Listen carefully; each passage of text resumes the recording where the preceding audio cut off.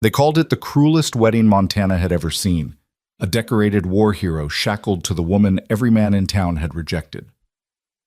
When Luke McAllister stood at that makeshift altar in the Silver Spur Saloon, the laughter cut deeper than any Confederate bayonet ever had. But Mara Langley didn't flinch. She met his eyes with a fire that would either consume them both or forge something unbreakable. One dance. That's all it took to silence an entire town. Stay with me until the end and comment what city you're watching from. I want to see how far this story travels. The Montana Territory stretched vast and unforgiving in the summer of 1886, a land where men were measured by the calluses on their hands and the straightness of their word. Cottonwood Springs sat nestled in a valley where the mountains broke the horizon like jagged teeth, and the Big Timber River ran cold enough to steal your breath even in August. It was a town built on sweat and stubbornness, where the saloon did better business than the church, and every man carried a story he'd rather forget. Luke McAllister had more stories than most, though he kept them locked behind gray eyes that had seen too much for a man of 28. He'd come back from the war between the states with a limp he barely acknowledged, and scars that ran deeper than the puckered tissue across his shoulder blade. The Battle of Cold Harbor had taken his younger brother, his faith in God's mercy, and whatever softness he'd once possessed. What remained was a man who worked harder than any 3 ranch hands, spoke only when necessary, and never, not once in the 4 years since his return, had been seen courting a woman. He worked as foreman at the Triple Bar Ranch, managing 200 head of cattle and a rotating crew of drifters who respected him because he never asked them to do anything he wouldn't do himself. Luke was first in the saddle before dawn and last to unsaddle at dusk. The owner, Thomas Garrett, trusted him with everything: the books, the breeding decisions, the hiring and firing. "You've got an honest soul, Luke," Garrett had told him once. "That's rarer than gold in this country." Honest, maybe. But honest men still carried debts. Luke's father, Samuel McAllister, had been a different sort of man entirely. A gambler who'd believed his luck would turn right up until the moment Doc Morrison pronounced him dead from a heart that finally quit on him. That had been 3 months ago, and with Samuel's passing came the revelation of debts scattered across Cottonwood Springs like buckshot. The biggest one, stamped and witnessed by the town magistrate, belonged to Hugh Langley, the blacksmith whose forge sat at the east end of Main Street, sending up sparks and smoke from dawn until long after decent folks had gone to bed. $500. That's what Samuel had borrowed 2 years back, promising to repay it within 6 months. The paper was legitimate, the signature unmistakable. Luke had stared at that promissory note in Magistrate Crawford's office, feeling the walls close in around him.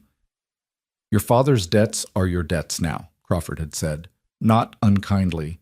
The magistrate was a fair man, but the law was the law. Hugh's been patient, but patience doesn't feed a man or keep his business running. Luke had visited the forge the next day, hat in hand, prepared to negotiate terms. He'd expected Hugh Langley to be angry, demanding. Instead, he'd found a tired man in his late 50s, hair gone white from the heat of his work, hands scarred by 1,000 burns. "I don't have $500, Luke had said plainly, "but I'm good for it. Give me time, and I'll pay every cent." Hugh had set down his hammer, studying Luke with eyes that held something Luke couldn't quite name. "I know you're good for it, son. You're not your father. Everyone in town knows that." He'd paused, wiping soot from his face with a rag that only spread it around. "But I'm not getting any younger, and my girl, well, my girl needs securing." That's when Luke had first heard the proposal that would change everything. Mara Langley was 24 years old, and by Cottonwood Springs standards, hopelessly unmarriageable. It wasn't that she was ugly, though the town gossip certainly claimed as much. It was that she was different in ways that made men uncomfortable and women suspicious. She stood tall, near 5'9", with shoulders broadened by years of working alongside her father at the forge. Her hands were strong, her arms ropey with muscle. She wore men's work shirts more often than dresses, and her dark hair was usually pulled back in a practical braid that did nothing to soften the angles of her face. But it was her manner more than her appearance that had earned her reputation. Mara Langley didn't simper or blush. She didn't giggle behind her hand or lower her eyes when men spoke to her. She looked you straight in the face and spoke her mind, whether you wanted to hear it or not. She'd thrown a punch at Jacob Stern when he'd gotten too familiar at last year's barn dance, breaking his nose and her own knuckles in the process. She'd shouted down Reverend Paulson in the middle of Sunday service when he'd called her mother, dead 10 years now, a woman of loose morals. "My girl's got a temper like a forge fire," Hugh had said, and there'd been pride in his voice, even as he acknowledged what everyone else called a flaw. "She's scared off every man who's come calling. The last one ran off to Helena rather than face another Sunday dinner with her." Luke had listened, feeling the trap closing around him even as he understood the cruel logic of it. "I'm asking you to marry her," Hugh had said simply. "You do that, and we'll call the debt settled. You'll have a wife, I'll have peace of mind knowing she's provided for when I'm gone, and you'll be free of what your father left you." It was, Luke had realized, a business transaction, no different than buying cattle or selling horses, except the commodity in question was a woman's entire life. "And what does Mara say about this?" Luke had asked. Hugh had smiled grimly. "She says a marriage built on debt is no worse than a marriage built on lies. She's a practical girl. She knows what she is in this town's eyes." Luke had taken 2 days to think about it, 2 days during which he'd lain awake in the small foreman's cabin at the Triple Bar, staring at the ceiling and wondering if there was any other way. He could leave, head to California or Texas, start over somewhere his father's debts couldn't follow. But that would mean abandoning everything he'd built here, and Luke McAllister didn't run from obligations, no matter how much they cost him. On the 3rd day, he'd gone back to the forge and told Hugh Langley he'd do it. The wedding was set for Saturday, June 12th, a week that gave Luke barely enough time to comprehend what he'd agreed to. He'd seen Mara only twice in those 7 days. Once when she'd come to return a set of horseshoes her father had finished, and once at the general store where she'd been buying flour and salt. Both times she'd nodded at him, her expression unreadable, and both times he'd felt like he was looking at a stranger he was about to bind himself to for life. "You're making a mistake," Thomas Garrett had told him when Luke had asked for the day off. "That Langley girl's got a reputation, Luke. She's not a proper woman." Luke had thanked him for the concern and taken the day anyway. The ceremony was held at the Silver Spur Saloon because Reverend Paulson had refused to perform the service in the church, something about the unseemly nature of a transactional marriage and the sanctity of the Lord's house. So they'd gathered in the saloon on a Saturday afternoon, with the bartender serving as witness and half the town packed inside to watch what everyone was calling the saddest wedding Cottonwood Springs had ever seen. Luke had worn his one good suit, brushed and pressed, his hair slicked back with water that had already started to dry in the June heat. He'd stood at the front of the saloon, near the upright piano that Sarah Jenkins played on Saturday nights, and waited as the magistrate shuffled his papers. The crowd had been larger than he'd expected. Seemed like half the town had nothing better to do than watch a man marry himself into what they all considered a life sentence. He'd recognized most of the faces: ranch hands from the Triple Bar, shopkeepers from Main Street, housewives who'd probably told their husbands they needed to see this spectacle firsthand. And then Mara had walked in. She'd worn a dress. That alone had caused a ripple of surprise through the crowd. It was simple, made of blue calico with tiny white flowers, the kind of dress a dozen other women in town might own. But on Mara, it looked different somehow. She'd left her hair down, dark and thick, falling past her shoulders in a way Luke had never seen. She'd walked with her father, her back straight and her chin up, and if she'd heard the snickers and whispers that followed her progress through the saloon, she'd given no sign of it. "Well, I'll be," someone had muttered behind Luke. "She almost looks like a woman." "Still built like a ranch hand, though," another voice had replied, and laughter had rippled through the crowd like wind through grass. Luke had felt heat rise in his chest, anger on behalf of a woman he barely knew, which seemed absurd given the circumstances. But there was something about the way she'd held herself, the way she'd refused to let the mockery touch her, that had struck something inside him. She'd reached the front of the saloon and Hugh had placed her hand in Luke's. Her palm had been calloused, rough from work, and bigger than most women's hands. But it had been warm, and it hadn't trembled. Magistrate Crawford had cleared his throat and begun the ceremony, reading from a small book with pages so worn the corners had gone soft. "Dearly beloved, we are gathered here." The words had washed over Luke like river water, familiar phrases about love and honor and cherishing that seemed almost obscene given the reality of what was happening. This wasn't love.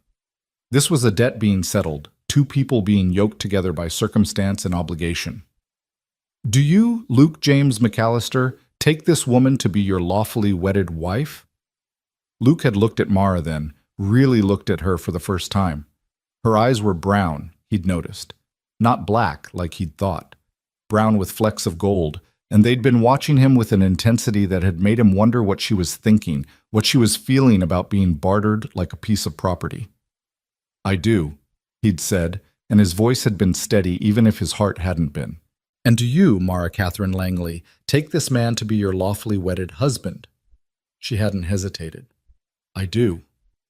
Then by the power vested in me by the Montana Territory, I now pronounce you husband and wife. Crawford had smiled, the expression of a man relieved to have an awkward duty finished. You may kiss your bride. And that's when Luke had hesitated. It had only been a moment, barely a heartbeat, but in that small saloon packed with witnesses, it had been enough. He'd heard the intake of breath, the shuffle of feet, the beginning of laughter that people had tried to hide behind their hands. Mara had noticed too. Something had flickered across her face. Hurt, maybe, or resignation. And then she'd lifted her chin even higher. Before the laughter could fully take hold, she'd stepped closer to him and said, quietly enough that only he could hear, "They can laugh. I'm not marrying them." And then she'd kissed him. It had been brief, chaste, barely more than a brush of lips. But it had been deliberate, chosen, and it had silenced every snicker in that room. When she'd pulled back, her eyes had held his for just a moment, and Luke had seen something there that made him ashamed of his hesitation, a kind of fierce pride that refused to be diminished by anyone's pity or scorn. "Congratulations," Magistrate Crawford had said, sounding relieved. "Ladies and gentlemen, I present to you Mr. and Mrs. Luke McAllister." There had been polite applause, scattered and half-hearted, and then someone had called for drinks, and the crowd had begun to disperse, already moving on to the next entertainment, the next topic of gossip. Hugh had embraced his daughter, whispering something in her ear that Luke hadn't heard. Then the old blacksmith had shaken Luke's hand, his grip still strong despite his age. "Take care of her," he'd said. "She's worth more than this town's ever known." Luke had nodded, not trusting himself to speak. And just like that, it had been done. He was married to a woman he didn't know, bound by obligation and a dead man's debt, and the whole town was already talking about poor Luke McAllister, who'd gotten himself tied to the Langley girl. They'd left the saloon together, walking through the late afternoon sunlight toward the wagon Luke had borrowed. The town had watched them go. He'd felt the eyes following them, heard the renewed buzz of conversation the moment they'd turned the corner. "Where are we going?" Mara had asked. Her voice had been lower than he'd expected, rough around the edges like she didn't use it often. "The Triple Bar. I've got the foreman's cabin there. It's small, but it's—" He'd trailed off, not sure how to finish that sentence. Clean, adequate, better than nothing? "It'll be fine," she'd said, and that had been the end of the conversation. The ride out to the Triple Bar Ranch had taken 40 minutes, the wagon creaking along the rutted road that followed the river. They'd sat side by side on the bench seat, not touching, not speaking. The silence had been thick and uncomfortable, filled with all the things neither of them knew how to say. Luke had tried to think of something to break the quiet, some pleasantry or observation about the weather, but everything that came to mind had felt inadequate or false. "What did you say to a woman you'd just married out of obligation? Thank you for settling my father's debt? Sorry your life has come to this?" The cabin had come into view as the sun began its descent toward the western mountains, painting the sky in shades of orange and pink. It sat about a quarter-mile from the main ranch house, a modest structure made of logs and chinked with mud, with a small barn and corral attached. Luke had built the corral himself his first year at the Triple Bar, working evenings and Sundays to create something that was his, some small claim of ownership in a world where he possessed so little. He'd pulled the wagon up to the cabin and set the brake, then climbed down and came around to help Mara descend. She'd accepted his hand, obligation, not need, and stepped down with the careful balance of someone used to managing her own way. "This is it," Luke had said, gesturing toward the cabin. "Like I said, It's small. Mara had surveyed the property with an appraising eye, taking in the neat stacks of firewood, the well-maintained fencing, the small garden plot where Luke had been growing vegetables. "You keep things orderly," she'd observed. "Habit from the army, I suppose." She'd nodded, and they'd stood there for another awkward moment before Luke had finally forced himself to move. "I'll show you inside." The cabin was single room, about 16 feet square, with a stone fireplace on one wall, a cook stove in the corner, a rough-hewn table with 2 chairs, and a bed that suddenly seemed both too large and too small for what it represented. Luke had cleaned that morning, sweeping the floor and changing the sheets, trying to make the space somehow more presentable for a wife he'd never courted. Mara had stepped inside, her eyes adjusting to the dimmer light. She'd walked slowly around the perimeter, taking inventory of the space that was now hers. She'd touched the back of one of the chairs, tested the stability of the table, examined the few dishes stacked on the shelf beside the stove. "Where should I put my things?" she'd asked finally. Luke had realized with a start that she'd brought nothing with her. No trunk, no bag, no bundle of possessions. She'd come to him with literally just the dress on her back. Do you need to go back for your belongings?" "I'll fetch them tomorrow," she'd said. Didn't see the point in bringing them to the ceremony. Practical. That's what her father had called her, and Luke was beginning to understand what he'd meant. Mara McAllister now, he had to remind himself, approached life with the same straightforward efficiency she'd probably use at the forge. No sentiment, no illusions, just the simple recognition of what needed to be done. "You can use those pegs there for hanging clothes," Luke had said, pointing to the wall beside the door where he'd hammered in several wooden pegs. "And that trunk at the foot of the bed, there's space in there." "And where will you be sleeping?" she'd asked. The question had hung in the air between them, loaded with implications and unspoken expectations. Luke had felt heat creep up his neck, embarrassed by his own embarrassment. He was a grown man, a war veteran, and yet the thought of sharing a bed with this stranger, his wife, he'd had to keep reminding himself, made him feel like an awkward boy. "I'll take the floor," he'd said finally. Until we figure things out." Mara had looked at him for a long moment, and he'd seen something flash across her face. Relief, maybe, or disappointment, or some combination of both. "That's a foolish waste of a bed," she'd said, "but it's your choice." She'd turned away then, moving to the window that looked out toward the mountains, and Luke had recognized the dismissal for what it was. The conversation was over. That first evening had been an exercise in careful choreography, 2 people navigating around each other in a space too small for the distance they were trying to maintain. Luke had gone out to tend to his horse and check on the cattle in the near pasture, giving Mara time alone in the cabin. When he'd returned, she'd had a fire going in the stove and was examining his meager food supplies with a critical eye. "You've got beans and bacon and not much else," she'd observed. "I usually eat up at the main house with the other hands." "Well, you're not a bachelor anymore," she'd said. "I'll need flour, cornmeal, eggs, butter, and a few other things. I'll make a list." They'd eaten a simple meal that night, fried bacon, beans heated in a pan, biscuits she'd somehow conjured from his minimal supplies. They'd sat at opposite ends of the small table, the silence broken only by the scrape of forks against tin plates and the crackle of the fire. Luke had tried several times to start a conversation, but every topic seemed fraught with difficulty. He couldn't ask about her childhood. That felt too intimate. Couldn't talk about their future. That seemed presumptuous. Couldn't even safely discuss the weather without it feeling like a desperate attempt to fill the void. Mara, for her part, had seemed content with the silence. She'd eaten efficiently, cleaned her plate, then washed the dishes in a basin of heated water, while Luke sat uselessly at the table, wondering what he was supposed to do with himself in his own home. "I'm tired," she'd announced when the dishes were dried and stacked. "It's been a long day." Luke had nodded, standing. He'd gestured vaguely toward the door, indicating his intention to give her privacy to change.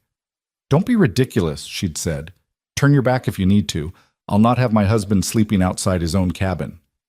So Luke had turned to face the wall, listening to the rustle of fabric as she'd changed into what he'd assumed was a nightgown. His own clothes had felt too tight, too warm, and he'd had to resist the urge to loosen his collar. "I'm decent," she'd said finally. and he'd turned to find her already in the bed, covered to her chin with the quilt his mother had made years ago. She'd moved to the far edge, leaving a clear line of demarcation down the middle of the mattress. Luke had made his pallet on the floor using a spare blanket and his coat for a pillow. It had been uncomfortable and slightly ridiculous, but it had felt necessary, some small gesture of respect, or maybe just self-preservation. He'd lain there in the darkness, listening to Mara's breathing above him, wondering how in God's name they were going to make this work. "Luke?" Her voice had come soft through the darkness. "Yeah? Thank you for going through with it. I know this wasn't what you wanted." He'd thought about that, about what he'd wanted and what he'd gotten, about duty and obligation, and the hand fate had dealt them both. "Wasn't what either of us wanted," he'd said finally. "But we'll manage." Will we? It hadn't been a challenge, just a genuine question, and Luke had found he had no answer to give her. So he'd said nothing, and eventually the sound of her breathing had evened out into sleep, and he'd been left alone with his thoughts and his doubts and the hard floor beneath his back. The days that followed had established a pattern that was part routine, part careful dance of avoidance. Luke rose before dawn, habit from years of ranch work, and slipped out of the cabin while Mara still slept. He'd tend to his horse, check the cattle, then head up to the main house where Cookie had coffee ready and breakfast laid out for the hands. By the time he'd returned to the cabin for midday dinner, Mara would have transformed the space in small ways. Curtains hung in the window, the floor swept clean, his clothes mended and folded neatly on the trunk. She'd taken to the domestic duties with the same practical efficiency she seemed to apply to everything. There was no complaint, no comment on the hardships of frontier life or the isolation of the cabin. She simply did what needed doing, and she did it well. The meals she prepared were simple but filling: cornbread and bean, stew made from the beef Thomas Garrett had given them as a wedding present, biscuits with gravy that somehow tasted better than anything Luke remembered eating in years. They'd fall into a routine at dinner. Luke would wash up at the basin outside, enter the cabin, and find her setting out plates. They'd sit, eat, and make awkward attempts at conversation that never quite found their footing. "Cattle looking healthy?" she'd ask. "Yeah, good grass this year." "That's good." Silence. "How was your day?" "Fine. Cleaned, mended your shirts?" "Thank you." More silence. It was like they were actors in a play, reciting lines neither of them believed, going through motions they'd seen other married couples perform without understanding the substance beneath the form. The town's reaction to their marriage had been predictably mixed. The men at the ranch had offered Luke gruff congratulations laced with poorly hidden pity. "Heard you got yourself hitched," one of the hands had said that first Monday. "To the Langley girl. That's something." The women had been worse. Mara had gone into town the following week to purchase supplies, and Luke had heard later from the shopkeeper that the ladies of Cottonwood Springs had given her the cold shoulder, their previous pity now transformed into something like vindictive satisfaction. Mrs. Henderson had actually said, within Mara's hearing, "Well, she got herself a husband finally. Wonder how long before he regrets it." Mara had reported none of this to Luke, but he'd seen it in the set of her shoulders when she'd returned, in the way she'd put away the supplies with sharp, angry movements. He'd wanted to say something, offer some comfort or solidarity, but the words had tangled in his throat and he'd said nothing, just watched her slam a bag of flour onto the shelf with more force than necessary. At night, Luke continued to sleep on the floor, despite Mara's repeated insistence that it was foolish. The truth was, he didn't trust himself, not because he feared he'd do something unwanted, but because the intimacy of sharing a bed felt like a deception when there was no intimacy between them. They were married in law, but strangers in fact, and Luke couldn't reconcile that contradiction. 2 weeks into the marriage, Thomas Garrett had called Luke up to the main house after supper. The rancher had poured them both whiskey and settled into his chair with the air of a man preparing for a difficult conversation. "How's married life treating you, Luke?" "Fine, sir." "Fine." Garrett had taken a sip of his drink, studying Luke over the rim of his glass. "That's the kind of answer a man gives when things are anything but fine." Luke had said nothing, and Garrett had sighed. "I've known you 4 years, Luke. You're the best foreman I've ever had. Hell, the best man I've ever had working for me. You're honest, hardworking, and you treat people fair, but you're also stubborn as a mule when it comes to your own welfare. I appreciate the concern, Mr. Garrett, but that girl you married, she's got a reputation, I know, but I've been thinking about it, and I wonder if maybe that reputation's been earned more by this town's narrow thinking than by anything she's actually done. Luke had looked up, surprised. My wife, God rest her, used to say that a woman who doesn't fit the mold gets broken by it or becomes stronger than steel. Your Mara strikes me as the latter type. Garrett had leaned forward. What I'm saying is, maybe you got luckier than you think. Maybe you both did. But you'll never know if you keep treating this marriage like it's a business contract instead of a partnership. The words had stayed with Luke long after he'd returned to the cabin that night, echoing in his mind as he'd lain on his floor pallet, listening to Mara breathe in the darkness above him. Maybe you got luckier than you think. It was a thought that terrified him more than any charging Confederate soldier ever had, because it suggested the possibility of something he'd long since given up on. The possibility that his life might hold something other than duty and hard work and the slow accumulation of years. It suggested hope, and hope was dangerous. Hope could break you worse than any bullet. 3 weeks into their marriage, on a hot afternoon in early July, Luke had returned to the cabin unexpectedly. One of the hands had gotten kicked by a horse and needed to be taken to the doctor in town, which meant Luke's work was done early. He'd approached the cabin quietly, not wanting to startle Mara, and that's when he'd heard it. Singing. She was singing while she worked, her voice low and surprisingly melodic, carrying through the open window of the cabin. Luke had frozen, caught between the desire to listen and the feeling that he was intruding on something private. The song was unfamiliar to him, something slow and melancholy, and her voice wrapped around the words with an emotion he'd never heard in her speaking voice. There was sadness in it, but also strength, and something else, something that sounded almost like longing. He'd stood there for longer than he should have, listening to her sing to an audience of no one, and in that moment, Luke had realized something that should have been obvious from the start. Mara was lonely. Just as lonely as he was, maybe more so, trapped in a marriage that was supposed to be her security, but instead had only reinforced her isolation. The singing had stopped, and Luke had waited a moment before making noise with his approach, calling out a greeting so she'd know he was coming. When he'd entered the cabin, she'd been standing at the stove, her back to him, and if she'd been singing moments before, there was no sign of it now. "You're back early," she'd said without turning. "Yeah, accident with one of the hands." "Is he all right?" "Will be. Took him to Doc Morrison." She'd nodded, stirring something in a pot, and Luke had stood there awkwardly, still hearing the echo of her singing in his mind. "Mara?" "Yeah? I heard you singing, before, when I was coming up to the cabin." Her back had stiffened, her stirring hand stilling. "Oh, it was beautiful. Your voice, I mean. I didn't know you could sing like that." She'd been quiet for a long moment, and when she'd finally turned to look at him, her expression had been guarded. "My mother used to sing. Taught me when I was little. It's just something I do sometimes, when I'm alone."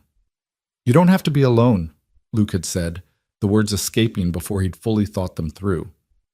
Mara had studied him, and he'd seen a question in her eyes, one she'd been too proud or too afraid to ask aloud. Instead, she'd just turned back to the stove and said, "Supper will be ready soon."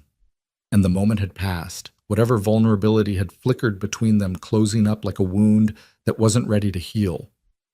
That night, Luke had lain awake on his floor pallet, thinking about singing and loneliness and the careful walls people built around themselves. He'd thought about his own walls, erected during the war when losing people you loved became a regular occurrence, reinforced every day since as he'd focused on work and obligation and the careful maintenance of emotional distance. He'd thought about Mara, standing in a saloon full of people who'd mocked her, lifting her chin and refusing to be diminished. He'd thought about her hands, rough from work, but gentle when she'd placed them in his during the ceremony. He'd thought about her voice, sad and strong and achingly alone, and he'd made a decision.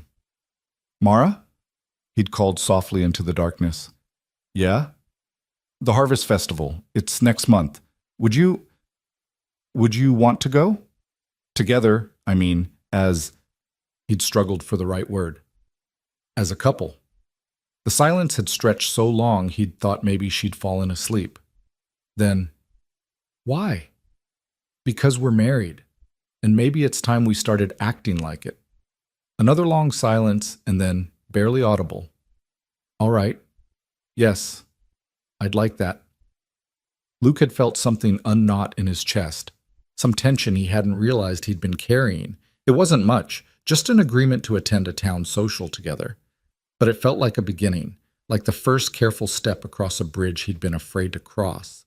Outside, the Montana night stretched vast and star-filled, and in the small cabin at the Triple Bar Ranch, two lonely people lay in the darkness, each wondering if maybe, possibly, they might have found something neither of them had been looking for. The decision to attend the Harvest Festival together changed something fundamental between them, though neither could have articulated exactly what.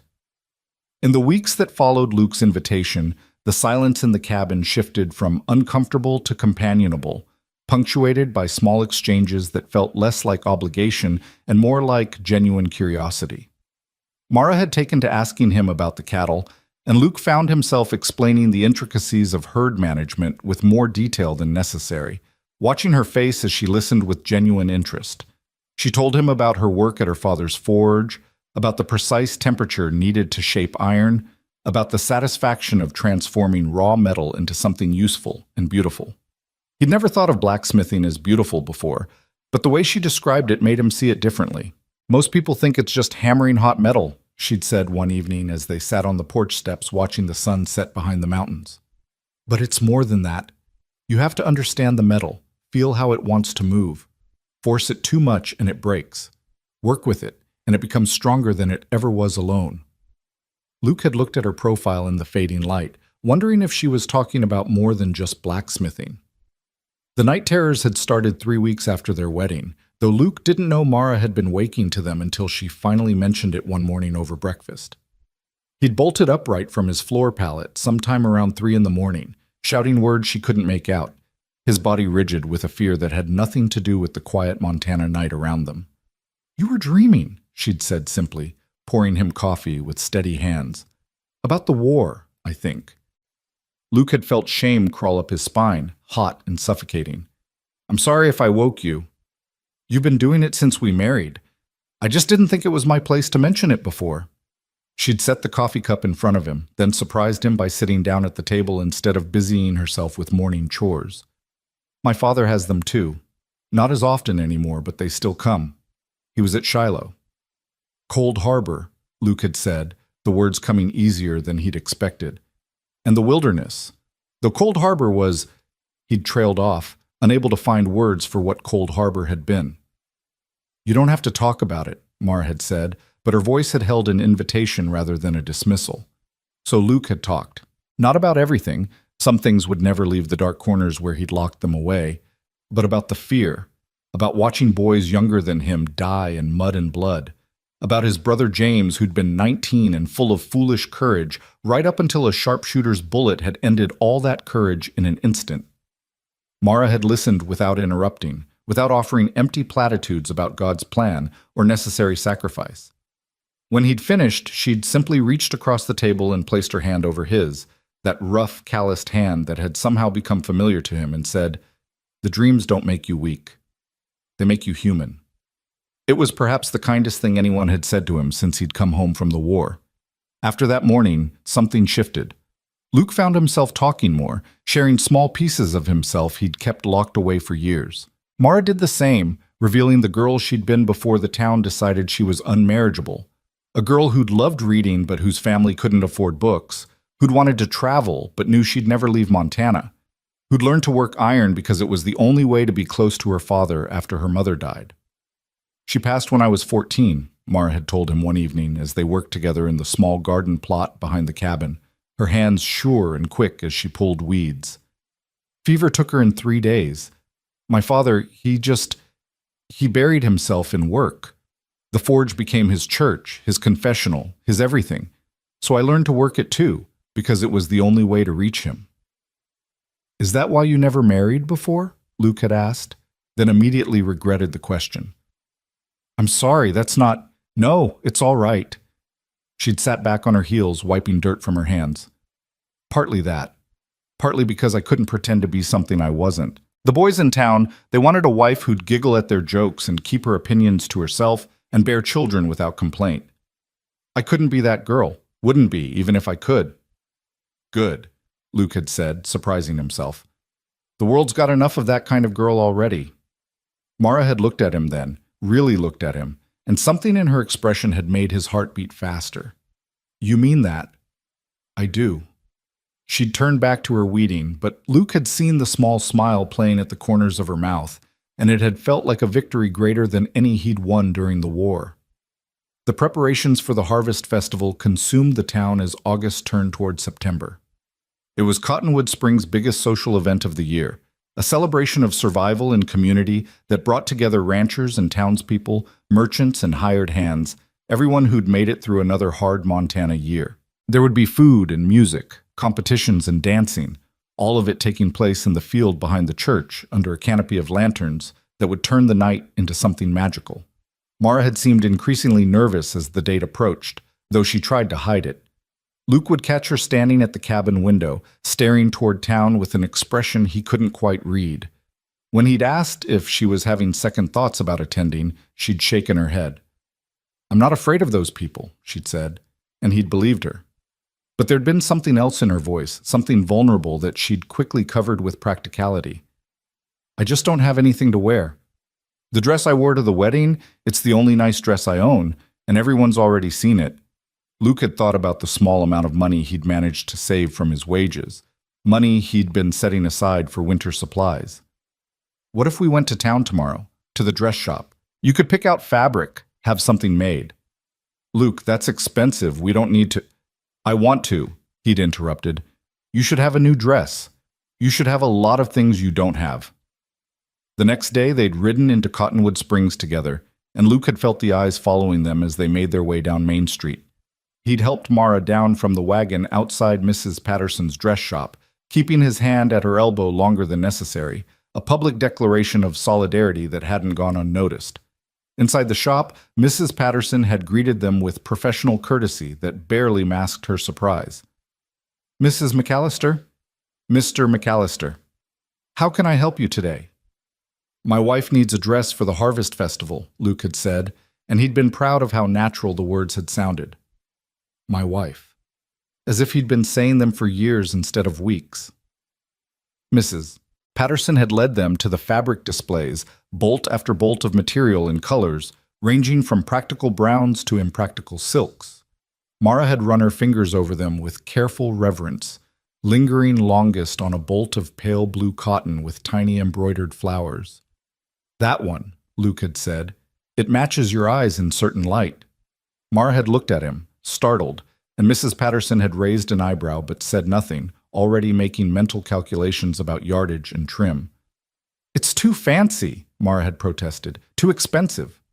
It's perfect, Luke had countered. And we'll take it. The fitting had taken an hour, with Mrs. Patterson measuring and pinning while Mara stood rigid, clearly uncomfortable with the attention. Luke had waited outside, smoking a cigarette and nodding to the townspeople who passed, their curiosity barely concealed behind polite greetings. Thomas Garrett had found him there, the rancher tipping his hat with a knowing smile. Heard you're taking your wife to the festival. That's right. Good man. It's about time this town learned some manners where that girl's concerned. Garrett had clapped him on the shoulder. My late wife, she had a saying, a man's measure isn't in what he takes, but in what he protects. You're protecting that girl's dignity, Luke. That's worth more than all the cattle in Montana. When Mara had emerged from the shop, she'd looked lighter somehow, as if the promise of a new dress had lifted something from her shoulders. They'd walked together to the general store to purchase supplies, and Luke had noticed the way she'd held her head a little higher, the way she'd met the stares of the townspeople with something approaching defiance. At the store, they'd encountered Rebecca Morrison, the doctor's daughter, a woman near Mara's age who'd always been held up as the model of proper femininity. Rebecca had looked Mara up and down with barely disguised contempt. Mara Langley, or I suppose it's McAllister now. Rebecca's voice had dripped with false sweetness. I heard about your marriage. Such a practical arrangement. Luke had felt Mara stiffen beside him, but before he could say anything, she'd stepped forward, closing the distance between herself and Rebecca until the other woman had been forced to step back. That's right, Rebecca, Mrs. McAllister. And yes, it's very practical. I got myself a husband who actually respects me, which is more than you can say about that banker's son you've been chasing for 3 years. Mara's voice had been calm, even pleasant, which had somehow made her words more devastating. Now, if you'll excuse us, my husband and I have shopping to do. She'd turned and walked away, leaving Rebecca sputtering, and Luke had followed, fighting the grin that threatened to break across his face.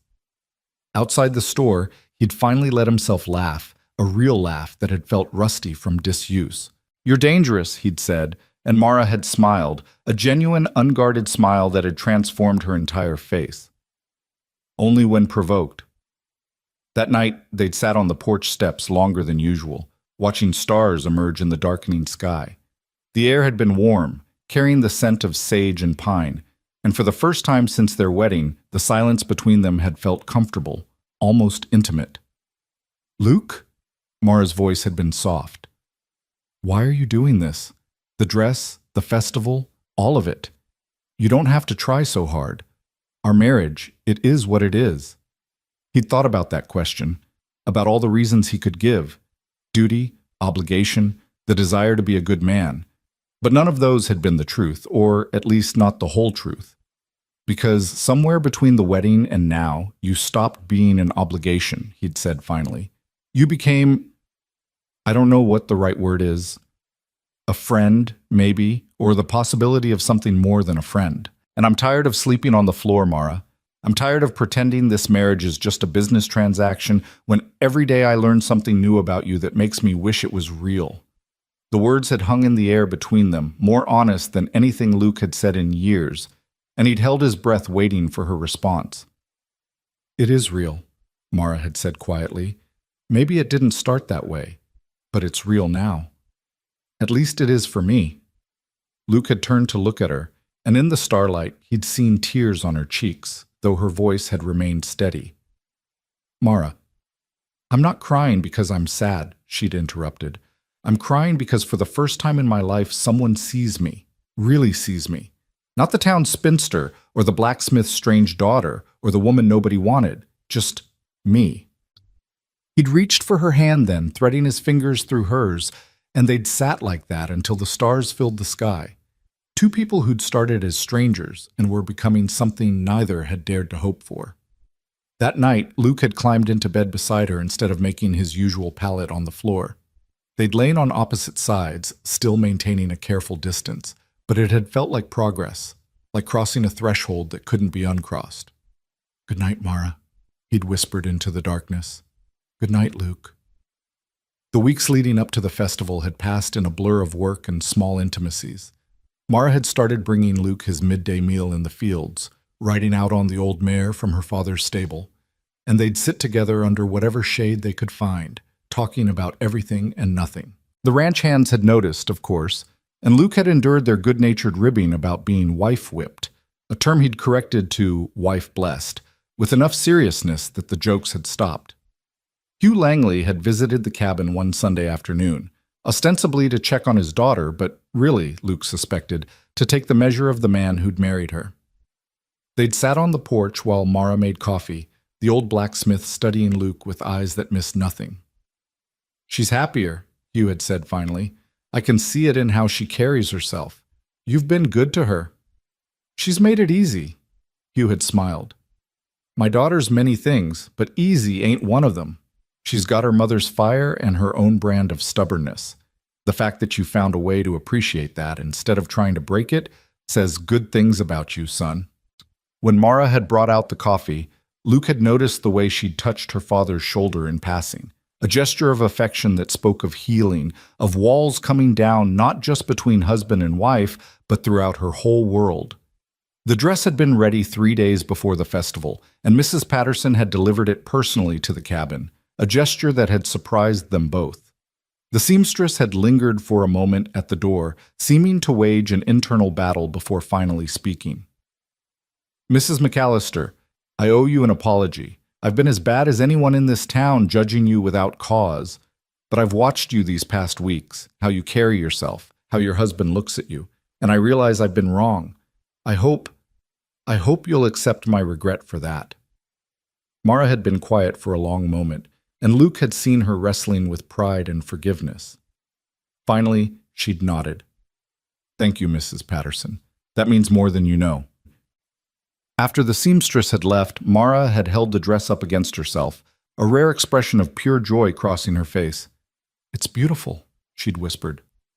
"You're beautiful," Luke had said, and he'd meant it. Not just the dress, not just the physical attributes that the town had deemed insufficient, but all of her. The strength, the vulnerability, the fierce pride and the tender heart she hid beneath it. Mara had looked at him, and something had shifted in the air between them, something electric and undeniable. She'd set down the dress and crossed to where he stood, reaching up to touch his face with fingers that trembled slightly. "I think I'm falling in love with you," she'd said, her voice barely above a whisper. "I didn't plan to. I didn't think I could. But I am." Luke had pulled her close then, really held her for the first time, feeling how perfectly she fit against him despite what the town had said about her ungainly build. "I know I'm falling in love with you," he'd said against her hair. "Have been for weeks now, just didn't know how to say it." They'd kissed then, not the brief, obligatory kiss of their wedding, but something real and deep and full of promise. When they'd finally pulled apart, both breathing hard, Mara had smiled, that devastating, unguarded smile that Luke was learning to treasure. "The festival's in 3 days," she'd said. "I know. I'm nervous about the town, about what they'll say." "Let them say what they want," Luke had said fiercely. "You're my wife, Mara, my real wife in every way that matters, and anyone who has a problem with that can take it up with me." The night before the festival, they'd finally consummated their marriage, coming together with a tenderness and passion that surprised them both. Afterward, lying tangled in sheets with Mara's head on his chest, Luke had felt something inside him heal, some wound from the war he hadn't known was still bleeding, finally beginning to close. "Are you ready for tomorrow?" he'd asked, running his fingers through her hair. "With you beside me, I think I could face anything." The morning of the Harvest Festival had dawned clear and bright, the September air carrying just a hint of the autumn to come. Mara had spent hours getting ready, and when she'd finally emerged from behind the privacy screen wearing the blue dress, Luke's breath had caught in his throat. The dress fitted her perfectly, the color bringing out the gold in her brown eyes, the cut somehow both modest and flattering, emphasizing the strength of her shoulders and the curve of her waist. She'd left her hair down, dark waves falling past her shoulders, and she'd looked nervous and beautiful, and nothing like the woman the town had dismissed as unmarriageable. "Well?" she'd asked, turning slowly. "Will I shame you?" "You'll stop every heart in Cottonwood Springs," Luke had said honestly, "including mine." They'd arrived at the festival as the sun was beginning its descent toward the western mountains, painting the sky in shades of orange and rose. The field behind the church had been transformed with long tables groaning under the weight of food, lanterns strung between poles waiting to be lit, and a platform erected for the musicians who were already tuning their instruments. The crowd had parted as Luke and Mara walked through, and Luke had heard the sudden hush, seen the heads turning, felt the weight of 100 stares. He'd tightened his grip on Mara's hand, felt her squeeze back, drawing strength from each other. "Is that Mara Langley?" someone had whispered, loud enough to be heard. "Mara McAllister," Luke had corrected firmly, and several people had had the grace to look embarrassed. They'd made their way to one of the long tables where Thomas Garrett and some of the other ranchers were gathered. Garrett had stood immediately, offering Mara his seat with courtly politeness. "Mrs. McAllister, you look absolutely lovely. That dress is stunning." "Thank you, Mr. Garrett," Mara had said, and Luke had heard the surprise in her voice.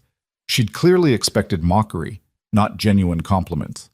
The evening had progressed with the usual festival activities. There was a shooting competition that Luke had won, much to the chagrin of Jacob Stern, the man whose nose Mara had broken at last year's dance. There were pie judging contests and horseshoe tournaments, children running wild between the tables while their parents gossiped and laughed. But through it all, Luke had been aware of the whispers, the glances, the town taking the measure of this strange marriage that had defied their expectations. Some of the stares were curious, some disapproving, but increasingly, Luke had noticed something else, a grudging respect perhaps, or at least a willingness to reconsider their judgments. As the sun set and the lanterns were lit, the musicians had struck up the first dance. Couples had moved on to the makeshift dance floor, and Luke had felt Mara stiffen beside him.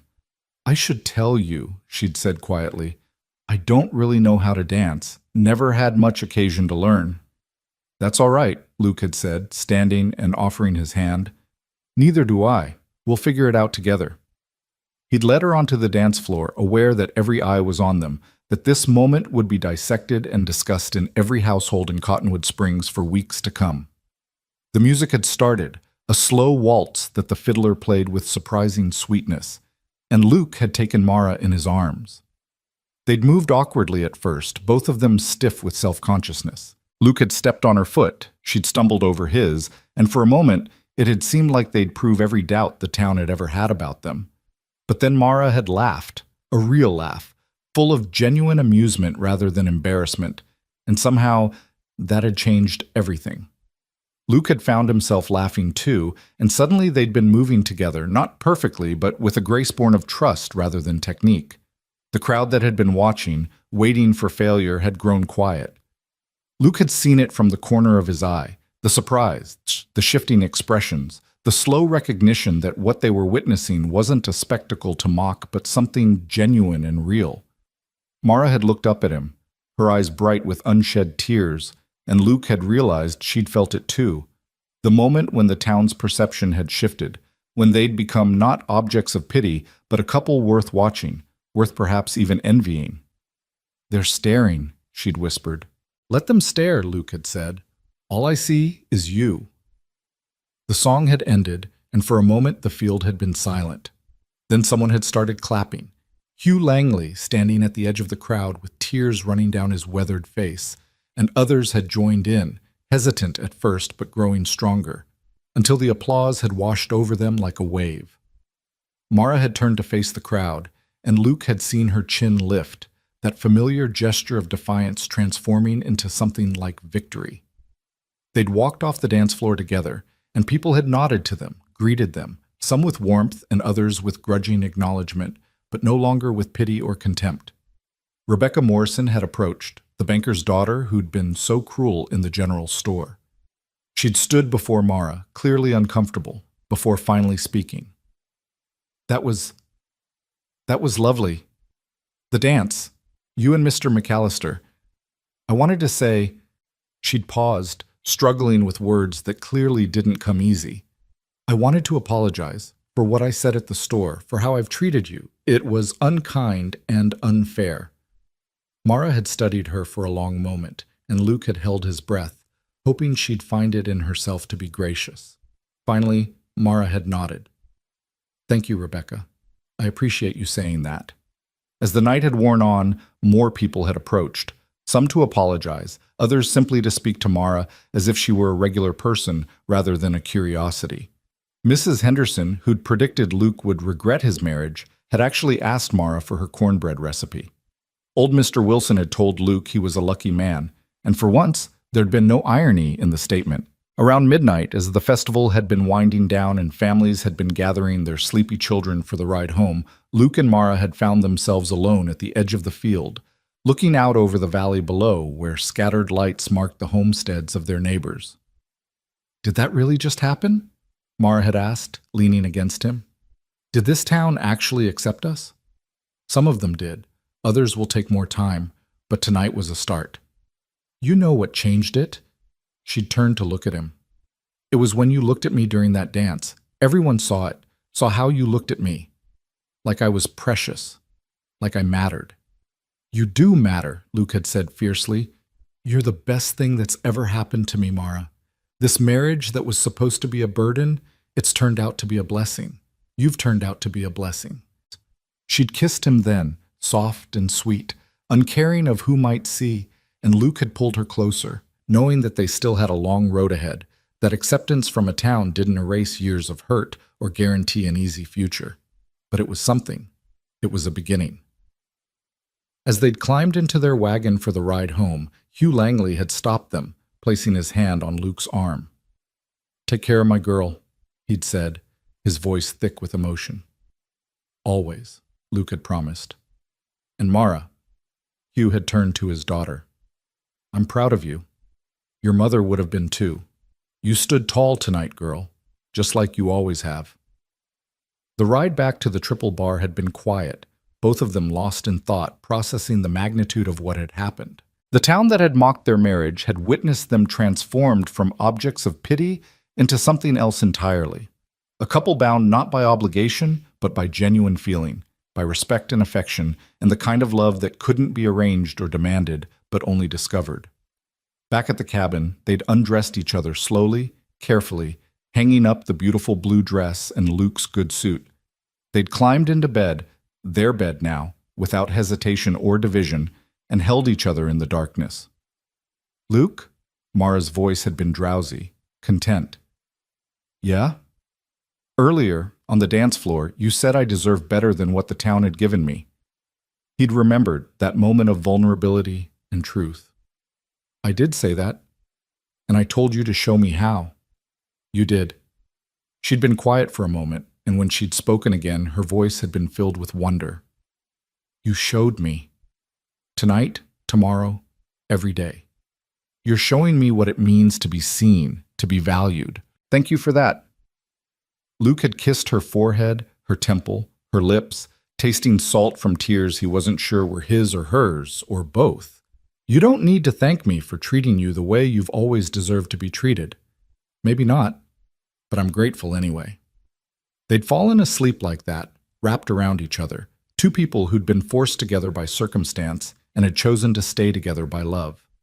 Outside, the Montana night stretched vast and star-filled, full of promise and possibility. And in the small cabin at the Triple Bar Ranch, a marriage that had begun in obligation had transformed into something neither Luke nor Mara had believed possible. A partnership built on respect, affection, and the fierce determination to prove that love could grow even in the hardest soil. The morning after the festival, Luke had woken to find Mara already up, standing at the cabin window with her arms wrapped around herself, still wearing her nightgown. The early light painted her in shades of gold and shadow, and for a moment he'd simply watched her, this woman who'd become so essential to him in such a short time.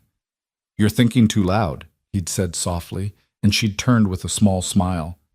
Just remembering last night, wondering if it was real or if I dreamed it. Luke had climbed out of bed and crossed to her, wrapping his arms around her from behind and resting his chin on her shoulder. It was real, every moment of it. They'll go back to how they were, Mara had said, and there'd been resignation in her voice rather than bitterness. One good night doesn't erase years of judgment. Maybe not all of them, but some will remember, and that's enough for now. She'd leaned back against him, and they'd stood like that watching the sun climb higher, neither speaking, just taking comfort in each other's presence. It was a moment of peace that Luke would remember later, when peace became something they had to fight for. The change had come on a Tuesday, 3 weeks after the Harvest Festival, announced by the sound of hoofbeats approaching the cabin at a gallop. Luke had been mending fence in the near pasture while Mara worked in the garden, and they'd both looked up as a rider came into view, pushing his horse harder than was wise on the rocky terrain. It was young Billy Patterson, the seamstress's son, and his face had been pale with urgency. "Mr. McAllister, come quick! There's fire at the forge!" Luke had dropped his tools and run for his horse, calling back to Mara, "Stay here!" But even as the words left his mouth, he'd known she wouldn't listen. By the time he'd thrown his saddle on and mounted, Mara had already hitched up the wagon, her face set with determination. "That's my father," she'd said, and there'd been no argument to make against that simple fact. They'd raced toward town, Luke on horseback, and Mara driving the wagon with a skill that spoke of years handling horses at the forge. The smell of smoke had reached them before they'd cleared the first hill, thick and acrid, carrying on the wind that seemed determined to fan whatever flames had started. Cottonwood Springs had been in chaos when they'd arrived. The forge sat at the east end of Main Street, close enough to other buildings that fire posed a threat to the entire town. A bucket brigade had already formed from the river, townspeople passing water hand to hand in a desperate attempt to contain the blaze, but even from a distance, Luke could see it was a losing battle. The forge was an inferno, flames shooting through the roof, the heat so intense that no one could get close enough to do any good. Believe it, Mara had started running toward the flames, and Luke had barely caught her, wrapping his arms around her waist and holding on even as she'd fought him with desperate strength. "Let me go! My father's in there!" "You can't help him if you're dead," Luke had said harshly, hating himself for the words but knowing they were true. The forge was fully engulfed, the heat radiating outward in waves that made it hard to breathe even at this distance. "Please," Mara had sobbed, all her fierce strength crumbling into terror. "Please. Someone has to help him." Luke had looked at the burning building, at the townspeople standing helpless with their buckets of water, at Mara's face twisted with anguish. He'd thought about duty and obligation, about the calculus of risk versus reward, about all the reasons a sane man wouldn't run into an inferno. And then he'd thought about what Mara had said that first night, standing in the saloon while people laughed at their wedding. "I'm not marrying them." She'd chosen him, chosen to trust him, to love him, to build a life with him. And that meant her father was his family now too. "Hold this," Luke had said, pulling off his hat and pressing it into her hands. Then he'd grabbed a blanket from the back of someone's wagon, dunked it in a water trough, and wrapped it around his shoulders like a cloak. "Luke, no!" Mara had reached for him, but he'd already started moving. The heat had been staggering, even through the wet blanket. Luke had kept his head down and his breathing shallow, pushing through the doorway of the forge, where flames licked at the frame. Inside, the smoke had been so thick he could barely see, his eyes immediately watering, his lungs burning with each breath. "You!" he'd shouted, coughing. "You, Langley!" A crash had come from the back of the forge, and Luke had stumbled toward it, using the wet blanket to shield his face from the flames that seemed to be everywhere at once. He'd found Hugh collapsed near his workbench, unconscious or dead. Luke couldn't tell which, with a leather-bound journal clutched in his hands. Luke had grabbed the old blacksmith under the arms and dragged him toward the door, his own lungs screaming for clean air, his skin feeling like it was blistering even through his clothes. A beam had given way above them with a groan and a shower of sparks, and Luke had thrown himself forward, pulling Hugh through the doorway just as the ceiling collapsed behind them in an explosion of fire and burning timber. They'd tumbled down the steps together, and hands had reached for them. Townspeople pulling them away from the flames, beating out the embers that had caught on their clothes. Someone had pressed a wet cloth to Luke's face, and he'd sucked in air that felt like breathing glass, coughing so hard he'd thought his chest would crack. "Luke!" Mara had been there suddenly, her hands on his face, his shoulders, checking him for injuries with trembling fingers. "You stupid, brave, foolish man, you could have died." "Your father," Luke had managed between coughs. "Is he—" Doc Morrison had been kneeling beside Hugh, checking for breath and heartbeat.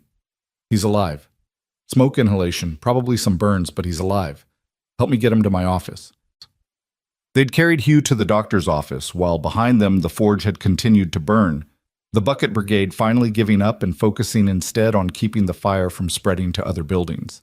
By some miracle and the grace of a wind that shifted at the right moment, the rest of Main Street had been saved, but the forge was a total loss, reduced to a smoking ruin of twisted metal and collapsed timbers. In Doc Morrison's office, Mara had sat by her father's side while the doctor worked, holding the old man's soot-blackened hand and crying silent tears that had broken Luke's heart. Hugh had regained consciousness after several long minutes, coughing and gasping, his first words barely audible. "The journal. Did I get the journal?" Mara had picked up the leather-bound book that had fallen beside him, its cover singed but intact. "You did, Pa. You got it. Your mother's recipes," Hugh had wheezed. "Couldn't let them burn. She wrote down every recipe she ever made, all her mother's recipes too. It's all we have left of her." Mara had pressed the journal to her chest, fresh tears streaming down her face, and Luke had understood then what Hugh had risked his life for. Not the forge itself, but the memories contained in that book, the last tangible connection to the wife he'd lost 10 years ago. Doc Morrison had shooed them out while he continued examining Hugh, and Luke and Mara had stumbled outside into the afternoon sunlight that seemed too bright, too normal for what had just happened. They'd sat on the doctor's porch steps, both of them still coughing, both blackened with soot and smelling of smoke. "Thank you," Mara had said, her voice hoarse. "Thank you for saving him. I don't know how to repay—" "You don't repay family," Luke had interrupted. "He's your father, which makes him mine too. That's what marriage means, Mara. Your people are my people. She'd turned to him then, and the look on her face had been so full of love and gratitude and pain that Luke had felt it like a physical thing. They'd held each other there on the steps, too exhausted and overwhelmed for words, just taking comfort in solid presence, in survival. The townspeople had started gathering as news of the fire spread. Thomas Garrett had been one of the first to arrive, taking in the scene with a grim expression. Luke, Mara, Doc says Hugh's gonna make it, thank God. He'd paused, studying Luke with an intensity that made Luke uncomfortable. What you did today, running into that fire, that took more courage than most men have in their whole lives. Anyone would have done it, Luke had said, but Garrett had shaken his head. No, most men would have stood there and watched it burn. You didn't even hesitate. The rancher had looked at Mara. Your husband's a hero, Mrs. McAllister. This town owes him a debt. The word of what had happened spread through Cottonwood Springs faster than the fire itself had spread through the forge. By evening, a steady stream of visitors had been coming to the doctor's office, some to check on Hugh's condition, others to see Luke and offer their thanks or their admiration, or simply to satisfy their curiosity. Jacob Stern had shown up, the man whose nose Mara had broken, standing awkwardly in the doorway with his hat in his hands. McAllister, I heard what you did. That was something. And Mrs. McAllister, I'm sorry about your father's forge. If there's anything I can do to help rebuild. It had been the first time anyone from town had offered help without being asked, and Luke had seen Mara's surprise, quickly hidden behind a nod of acknowledgement. But not everyone had been pleased by Luke's heroics. As the sun set and most of the well-wishers had departed, a group of men had gathered outside the doctor's office, their voices carrying through the open window. Damn fool nearly got himself killed, one voice had said. Luke had recognized it as belonging to Frank Dawson, a rancher who'd always been quick to voice his opinions. For what? A building that was going to fall apart anyway, and an old man too stubborn to leave when he should have. That old man's his wife's father, someone else had replied. Billy Patterson, the boy who'd ridden for help. Wife, Frank had snorted. That marriage was a joke from the start. Everyone knows he only married her to clear his daddy's debts. Now he's playing the hero to make himself feel better about being stuck with the Langley girl. Luke had been on his feet and through the door before he'd even realized he was moving. He'd grabbed Frank Dawson by the front of his shirt and slammed him against the wall of the doctor's office with enough force to knock the breath from him. Say that again, Luke had said, his voice deadly quiet. Say one more word about my wife, and I'll show you what a real joke looks like. Frank's friends had moved to intervene, but something in Luke's expression had stopped them. This wasn't the quiet, controlled foreman they all knew. This was a man pushed past the limits of his patience, a soldier who'd seen combat and knew exactly how much damage he could do. Luke! Mara had appeared in the doorway, her voice sharp with alarm. Let him go. Luke had released Frank, who'd stumbled away rubbing his chest and coughing. You're crazy, McAllister. No, I'm a husband defending his wife's honor. There's a difference. Luke had looked around at the gathered men, making sure they all understood. My marriage is real. My wife is the best thing that's ever happened to me. And if any of you have a problem with that, you can take it up with me. But I promise you won't like how that conversation ends. The men had dispersed, some grumbling, others looking thoughtful. Frank Dawson had left muttering threats about talking to Magistrate Crawford about assault, but nothing had come of it. The magistrate, when he'd heard the full story, had simply told Frank that a man who insults another man's wife should expect consequences. Back inside the doctor's office, Mara had turned on Luke with fire in her eyes. You can't go around threatening people. This town already has enough reasons to dislike me without you giving them more. I don't care if they dislike you, Luke had shot back. But I won't stand by and let them disrespect you. Not anymore. Not ever. Why? Mara had demanded. Why does it matter so much what they think or say? Because you're my wife. The words had come out louder than Luke had intended, echoing in the small office. Because I love you, and watching people mock you or pity you or act like our marriage is some kind of burden I'm carrying, it makes me want to hit something, preferably the people saying those things. Mara had stared at him, and Luke had realized it was the first time he'd said those words directly, without qualification or hesitation. I love you. 3 simple words that changed everything. You love me, she'd repeated, as if testing the words. I do. I have for weeks now. I just didn't know how to say it in a way that would make you believe it.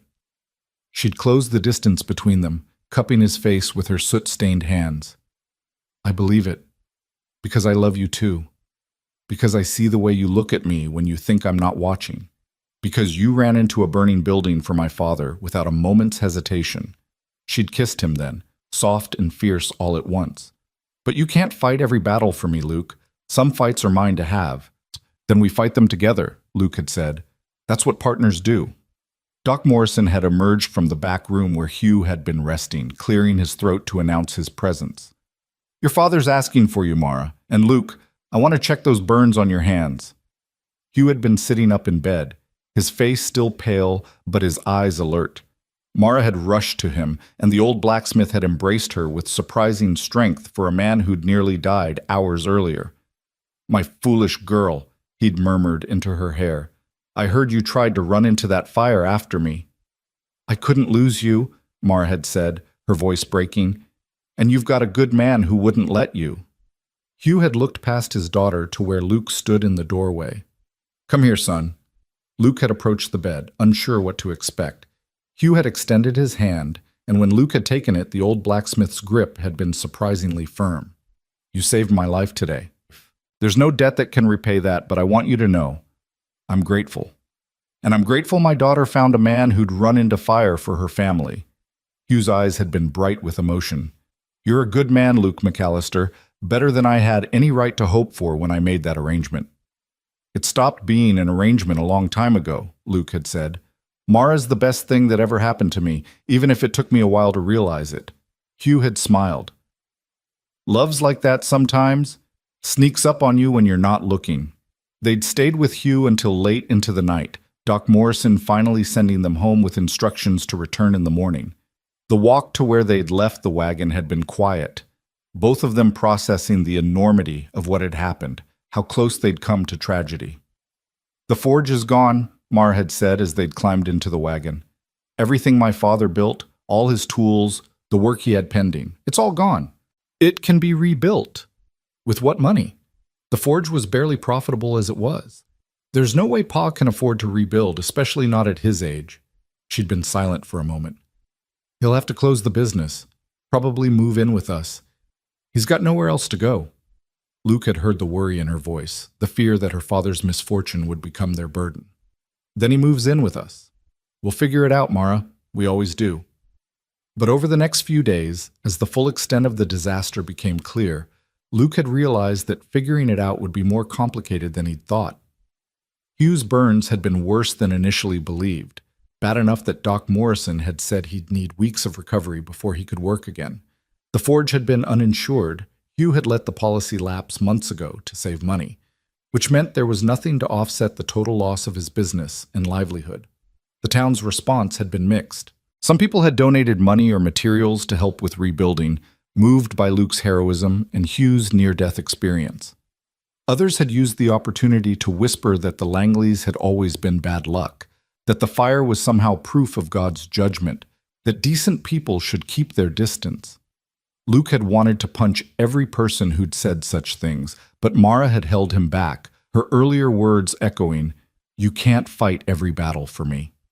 Instead, they'd focused on what they could control.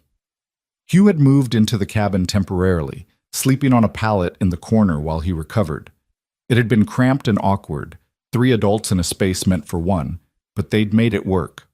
Mara had tended to her father's burns with the gentleness that contrasted sharply with her usual brusque manner, and Luke had seen how much she loved the old man, how his suffering hurt her more than any insult the town could throw. Thomas Garrett had called Luke up to the main house one evening, about 2 weeks after the fire. The rancher had poured them both whiskey and settled into his chair with the air of a man about to make a serious proposition. "I've been thinking about Hugh Langley and that forge," Garrett had said without preamble. "Town needs a blacksmith, can't function without one, and Hugh's the best smithy we've had in 20 years. "He is," Luke had agreed, not sure where this was going. "Problem is, he's got no money to rebuild and no way to get it at his age. Banks won't loan to a man in his 60s with no collateral." Garrett had sipped his whiskey. "But I would." Luke had sat up straighter. Sir? I'm proposing to loan Hugh the money to rebuild his forge. Not as charity, but as a business investment. He rebuilds, gets back on his feet, pays me back over time with a small percentage of his profits. Everyone wins. That's incredibly generous, Mr. Garrett. It's good business, Garrett had corrected, and it's the right thing to do. That man nearly died trying to save his wife's memory. That kind of devotion deserves respect, not pity. He'd paused. But there's a condition. Luke had felt his stomach tighten. What condition? Hugh's getting old. He needs help running that forge, someone younger who can do the heavy work. I'm proposing he take on a partner, someone who will learn the trade and eventually take over when Hugh can't work anymore. I don't know much about blacksmithing, Luke had said slowly. Garrett had smiled. I wasn't thinking of you, Luke. I was thinking of your wife. The suggestion had caught Luke completely off guard. Mara? She already knows the trade, doesn't she? Worked alongside her father for years, and from what I've heard, she's got a natural talent for it. Garrett had leaned forward. This town's got some backwards ideas about what women can and can't do, but I'm a practical man, and I recognize skill when I see it. Your wife's got skill. Seems a waste not to use it. Luke had thought about Mara, about the way her face lit up when she talked about working iron, about the pride in Hugh's voice when he'd described her abilities. He'd thought about the town's reaction, about the gossip and judgment that would inevitably follow. And then he'd thought about what Mara had said on their wedding day, standing in that saloon while people laughed. I'm not marrying them. I think it's a brilliant idea, Luke had said, but it's not my decision to make. You'll have to ask Mara and Hugh. Garrett had grinned. Already planned to, just wanted to make sure you wouldn't have a problem with your wife working. My wife can do whatever she damn well pleases, Luke had said. I married a woman, not a possession. When Luke had returned to the cabin and told Mara about Garrett's proposition, her reaction had been a mixture of hope and disbelief. He wants to loan Pa the money to rebuild, and he wants me to work the forge? As a partner, equal stake in the business, eventually taking over when your father retires. Mara had sat down heavily at the table, staring at Luke as if he'd just told her the moon had fallen from the sky. No one in this town would accept that. A woman blacksmith? They'd run us out on a rail. Let them try, Luke had said. Mara, you're good at this work. Your father says you're better than he was at your age. Why shouldn't you do it? Because it's not proper, because women don't— To hell with proper, Luke had interrupted. To hell with what women are supposed to do. You want to work iron? Then work iron. Anyone who has a problem with it can take it up with me, Mr. Garrett, and your father. I'd like to see them get through all three of us.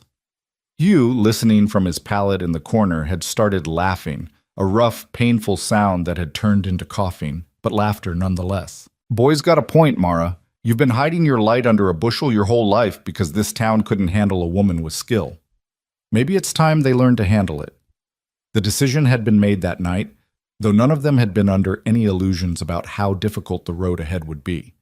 Thomas Garrett had presented his proposal to Hugh the next day, with terms so generous that the old blacksmith had actually teared up reading them. The reconstruction would begin immediately, with Garrett advancing the funds and a crew of ranch hands providing the labor. But before any building could start, the ruins of the old forge had to be cleared. Luke had taken a day off from his ranch duties to help, and he'd been surprised when other men from town had shown up as well. Billy Patterson, some of the younger ranch hands, even Jacob Stern, though he'd avoided making eye contact with Mara. They'd worked through the morning, pulling apart twisted metal and hauling away charred timbers, sorting through the wreckage for anything that might be salvaged. It had been hot, dirty work, and Luke's hands had still been tender from his burns, but there'd been something satisfying about it, something that felt like progress. Mara had worked alongside them, refusing to be relegated to bringing water or food like the other women would have been. She'd hauled debris with the same determination she brought to everything, and Luke had noticed the way some of the men had watched her, not with mockery or disapproval, but with a grudging respect for her strength and endurance. Around midday, Frank Dawson had ridden up, the same man Luke had slammed against the wall 2 weeks prior. The work had stopped as everyone turned to watch, wondering if there'd be trouble. Frank had dismounted slowly, approaching Luke with his hat in his hands. McAllister, Mrs. McAllister. He'd cleared his throat. I came to apologize for what I said that night after the fire. It was wrong of me. You proved yourself a good man that day. And your wife, well, any fool can see you two care for each other genuine. Luke had been so surprised he'd almost dropped the beam he was carrying. Mara had recovered faster, stepping forward with her chin raised. Apology accepted, Mr. Dawson. Thank you for saying that. Frank had nodded, then surprised them all further by picking up a shovel. Mind if I help? Figure I owe you folks that much. They'd worked through the afternoon, the crew growing as more townspeople heard what was happening and came to contribute. Mrs. Patterson had brought food.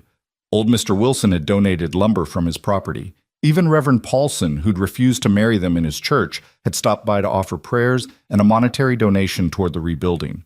By sunset, the site had been cleared, ready for construction to begin.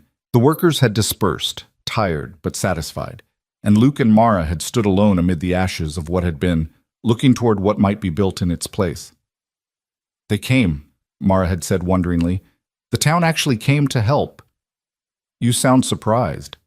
I am surprised. After years of being invisible or worse, suddenly they see me. See us.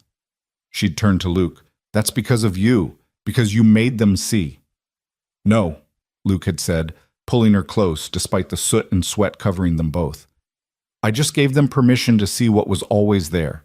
A strong, capable woman who deserved better than what they'd given her. You did the rest yourself. The forge had been rebuilt over the next 6 weeks, rising from the ashes like something reborn. It had been larger than the old one, with better ventilation and modern equipment that Thomas Garrett had insisted on including. Hugh had supervised the construction from a chair, his burns healing slowly but surely, offering advice and corrections with the authority of a man who'd spent his life mastering his craft. And when it had finally been finished, when the new forge stood complete with its fresh timber and solid stone foundation, the town had gathered for an informal dedication. Magistrate Crawford had said a few words about resilience and community, though Luke had noticed he'd carefully avoided mentioning Mara's role in the forge's future. Thomas Garrett had been less circumspect. This forge represents more than just a building, the rancher had said, addressing the crowd that had gathered. It represents this town's willingness to help one of our own in time of need. And it represents a new partnership. Hugh Langley and his daughter Mara will be running this forge together, combining his experience with her skill to serve Cottonwood Springs for years to come. The announcement had caused a ripple of surprise through the crowd, exactly as they'd expected. Luke had watched faces carefully, seeing the range of reactions, some approving, some skeptical, some openly disapproving. Rebecca Morrison had been the first to speak up, her voice cutting through the murmurs. A woman blacksmith? That's unprecedented. So was a woman breaking your brother's nose at last year's dance? Someone had called out. Luke had been surprised to realize it was Billy Patterson. But she managed that just fine. Laughter had broken the tension, and Rebecca had had the grace to look embarrassed. Mara had stepped forward then, her voice steady and strong. I know this town has certain ideas about what women should and shouldn't do. I've lived my whole life with those ideas trying to shape me into something I'm not. But I'm good at this work. I'm skilled at it. And I'm not going to hide that skill anymore just to make people comfortable. She'd paused, looking out at the faces watching her. My father taught me everything he knows. This forge is as much mine as it is his, and anyone who has a problem with that is welcome to take their business elsewhere. The silence that had followed had been absolute. Luke had held his breath, wondering if they'd just made a terrible mistake, if Mara's directness had pushed too hard against the town's sensibilities. Then Hugh had struggled to his feet, leaning heavily on his cane, and put his arm around his daughter's shoulders. My girl speaks the truth. She's the finest smith I've ever trained, and I've trained more than a few in my years. This forge survives because of her as much as because of anyone's charity, and I'll not hear a word against her character or her capability. Thomas Garrett had added his voice. I wouldn't have invested in this forge if I didn't believe in both Langley's ability to make it profitable. I'm a businessman first, and this is good business. Slowly, people had begun to nod. Some had still looked doubtful, but others had seemed to accept the logic of it, or at least were willing to reserve judgment. The gathering had broken up shortly after, people drifting away in small groups, their voices carrying speculation and debate. But 3 days later, when the forge had officially reopened for business, there'd been a line of customers waiting, farmers needing tools repaired, ranchers needing horseshoes, housewives needing pots mended. And Mara had stood at that forge alongside her father, her leather apron tied around her waist and her hammer in her hand, and she'd worked iron like she'd been born to it. Luke had stopped by at midday to check on them, ostensibly to have his own horse reshod, but really just to see how Mara was managing. He'd found her at the anvil, shaping a piece of glowing metal with precise, confident strikes, while Hugh worked at the bellows, keeping the fire hot. She'd looked up when Luke had entered, her face flushed from the heat, sweat dampening her hair, and she'd smiled, a smile so full of joy and satisfaction that Luke had felt his heart constrict with love for her. "How's it going?" he'd asked. "We've got more work than we can handle," Hugh had said, gesturing to the pile of tools and equipment waiting for attention. "Word spreads fast when you're the only forge in 50 miles. And people are accepting it? You working here?" Mara had set down her hammer, flexing her shoulders. "Some are, some aren't. Mrs. Henderson brought in a pot to be mended, took one look at me and took it right back out again. But Mr. Wilson stayed and watched me work for half an hour, then said he'd never seen finer work, and would I make him a new set of gate hinges. That's my girl," Hugh had said with pride.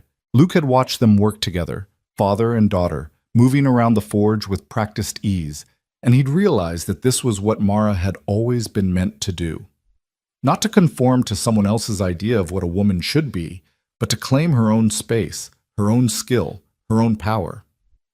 That evening, as they'd ridden back to the Triple Bar together, Mara had been quiet, and Luke had sensed something weighing on her mind. "What is it?"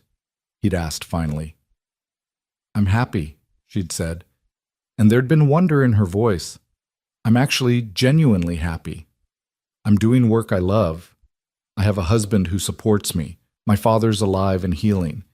And it scares me, Luke, because I keep waiting for something to go wrong, for this all to be taken away." Luke had pulled the wagon to a stop, turning to face her fully. "Nothing's going to take this away. We fought too hard for it, both of us. This is our life now, Mara. Not perfect, not without its challenges, but ours. And I'll be damned if I let anything or anyone destroy what we've built." She'd kissed him then, there on the road with the sunset painting the sky in fire colors, and Luke had tasted salt on her lips, tears of joy, or relief, or maybe just release of all the fear she'd been carrying. "I love you," she'd whispered against his mouth. "I love you so much, it terrifies me." "Good," Luke had said, "because I love you the same way, and it's much less terrifying when you're not alone in it." They'd made it back to the cabin as darkness fell, and for the first time since Hugh had moved in, they'd had the place to themselves, the old blacksmith having insisted on staying in town near the forge, sleeping in a small room they'd built adjacent to the workshop. That night, Luke and Mara had celebrated their happiness the way married couples do, with passion and tenderness and the kind of intimacy that comes from truly knowing another person. Afterward, lying tangled together in the darkness, Luke had thought about how far they'd come from that awkward wedding day when they'd been strangers bound by obligation. "Luke?" Mara's voice had been sleepy, content. "Yeah? When you ran into that fire for my father, I realized something." "What's that?" "That you'd become my family, really, truly my family. Not just because we said words in a saloon, but because you chose to be. You chose us." She'd been quiet for a moment. "Thank you for choosing us." Luke had held her tighter, overwhelmed by the simple, profound truth of what she'd said. He had chosen them, chosen Mara, chosen Hugh, chosen this life that had started as a burden and become a blessing. And in choosing them, he'd finally found what he'd been searching for since the war ended. A reason to live instead of just existing, a future worth building instead of just enduring. Outside, the Montana night stretched vast and star-filled, and inside their small cabin, two people who'd found each other against all odds slept peacefully, secure in the knowledge that whatever challenges tomorrow brought, they'd face them together. Winter came early to Montana that year, arriving in late October with snow that fell thick and heavy, blanketing the valley in white that seemed to muffle the whole world. Luke had seen worse winters during the war, But there was something about this one that felt different, not threatening, but cocooning, as if nature itself had decided to wrap them in silence and give them time to simply be. The work at the forge had continued through the cold months, though the number of customers had decreased as traveling became more difficult. Mara had used the quieter time to learn more advanced techniques from her father, perfecting her skill with decorative ironwork that Hugh insisted would be profitable come spring. Luke would stop by some afternoons after finishing his ranch duties, standing in the doorway and watching her work, mesmerized by the way she transformed raw metal into something beautiful. "You're staring again," she'd said one day without looking up from the piece she was shaping, a smile playing at the corners of her mouth. "Can't help it. You're beautiful when you work." "I'm covered in soot and sweat. Still beautiful." Hugh had chuckled from where he sat mending a leather harness. "You two are going to make me sick with all this sweetness. Never thought I'd see the day my daughter turned soft." "I'm not soft," Mara had protested, but her tone had been gentle, affectionate in a way it never would have been before the fire, before the rebuilding, before she'd learned that accepting love didn't make her weak. The ranch work had slowed too with the winter, giving Luke more time at the cabin. He'd spent those long evenings teaching Mara to read better than the rudimentary skills she'd learned as a child, using the few books Thomas Garrett had loaned them and the newspapers that came weekly from Helena. She'd taken to reading with the same fierce determination she applied to everything, staying up late by lamplight practicing her letters until Luke would gently take the book from her hands and pull her to bed. They'd talked about the future during those quiet winter nights, making plans that felt both terrifying and thrilling in their possibility. Mara wanted to expand the forge's offerings, to do more custom work that would bring in customers from other towns. Luke had been setting aside money with the dream of eventually buying a small piece of land where they could build their own ranch, something modest, but entirely theirs. "I want children," Mara had said one night, the words coming out of nowhere as they lay in bed listening to wind howl around the cabin. "I never thought I did. Never thought I'd have the chance. But now, with you, I want them." Luke had felt something expand in his chest, a future suddenly becoming more real and tangible than it had ever been. "How many?" "I don't know. 2, 3, enough to fill this cabin with noise and chaos." She'd turned to look at him in the darkness. "Does that scare you?" "Terrifies me," Luke had admitted, "but in a good way. The kind of scared that means you're about to do something that matters. We'll need a bigger place. This cabin's barely big enough for the two of us. We'll build one, on our own land, with our own hands. We'll build something that lasts." Mara had kissed him then, soft and sweet, and they'd made love with a new sense of purpose, as if in doing so they were laying the foundation for all those future possibilities, the children, the land, the life they were choosing to create together. But winter in Montana had a way of testing people, of finding weaknesses and exploiting them. The test had come in late December, when a rider from town had appeared at the cabin just after dawn, his horse labored and steaming in the frigid air. "Mr. McAllister, you need to come quick. There's been trouble at the forge." Luke had been up and dressed before the man finished speaking, his war-trained instincts kicking in. Mara had been right behind him, her face pale but determined. "What kind of trouble?" Luke had demanded. "Fire. Someone set fire to the forge. Your father-in-law's trapped inside." The words had hit Luke like a physical blow, and he'd seen Mara sway as if she might fall. Not again. They couldn't go through this again. The ride into town had been frantic, the horses pushed as hard as they dared on the icy roads. Luke's mind had been racing, trying to understand how a fire could have started in winter, when everyone was so careful with flames, when Hugh would have banked the forge fire before going to sleep. Unless it hadn't been an accident. They'd arrived to find the forge burning again, but this time the fire had been smaller, more contained. A bucket brigade had already formed, and men were throwing snow onto the flames as much as water. Hugh had been outside, thank God, his face blackened with soot, but otherwise unharmed, being tended to by Doc Morrison. "Pa!" Mara had leaped from the wagon before it had fully stopped, running to her father and throwing her arms around him. "Are you hurt?" "I'm fine, girl. Got out in time." Hugh's voice had been rough with smoke and anger. But it wasn't an accident. Someone did this deliberately. Luke had felt cold settle into his bones that had nothing to do with the winter temperature. "What do you mean?" I mean, I woke to the smell of kerosene. Someone poured it around the outside of the building and lit it. If I hadn't woken when I did, if the wind hadn't been blowing the smoke away from my room, Hugh had trailed off, the implication clear. Magistrate Crawford had been there, along with several of the town's leading men, examining the scene with grim faces. Luke had joined them, looking at the scorch marks that clearly showed where the fire had been started, at the empty kerosene can that had been left near the woodpile. This was arson, Crawford had said flatly. Someone tried to burn down this forge, tried to kill Hugh Langley while they were at it. Who would do such a thing? Thomas Garrett had demanded, his face flushed with anger. Someone who doesn't like the idea of a woman working a forge, Frank Dawson had said quietly, and all eyes had turned to him. I'm not saying I know who did it, but there's been talk. Some of the older folks, some of the more traditional types, they've been saying it's unnatural, what Mara's doing, that it goes against God's order. Luke had felt rage building in him, hot and dangerous. So someone tried to commit murder because they don't like how we live our lives?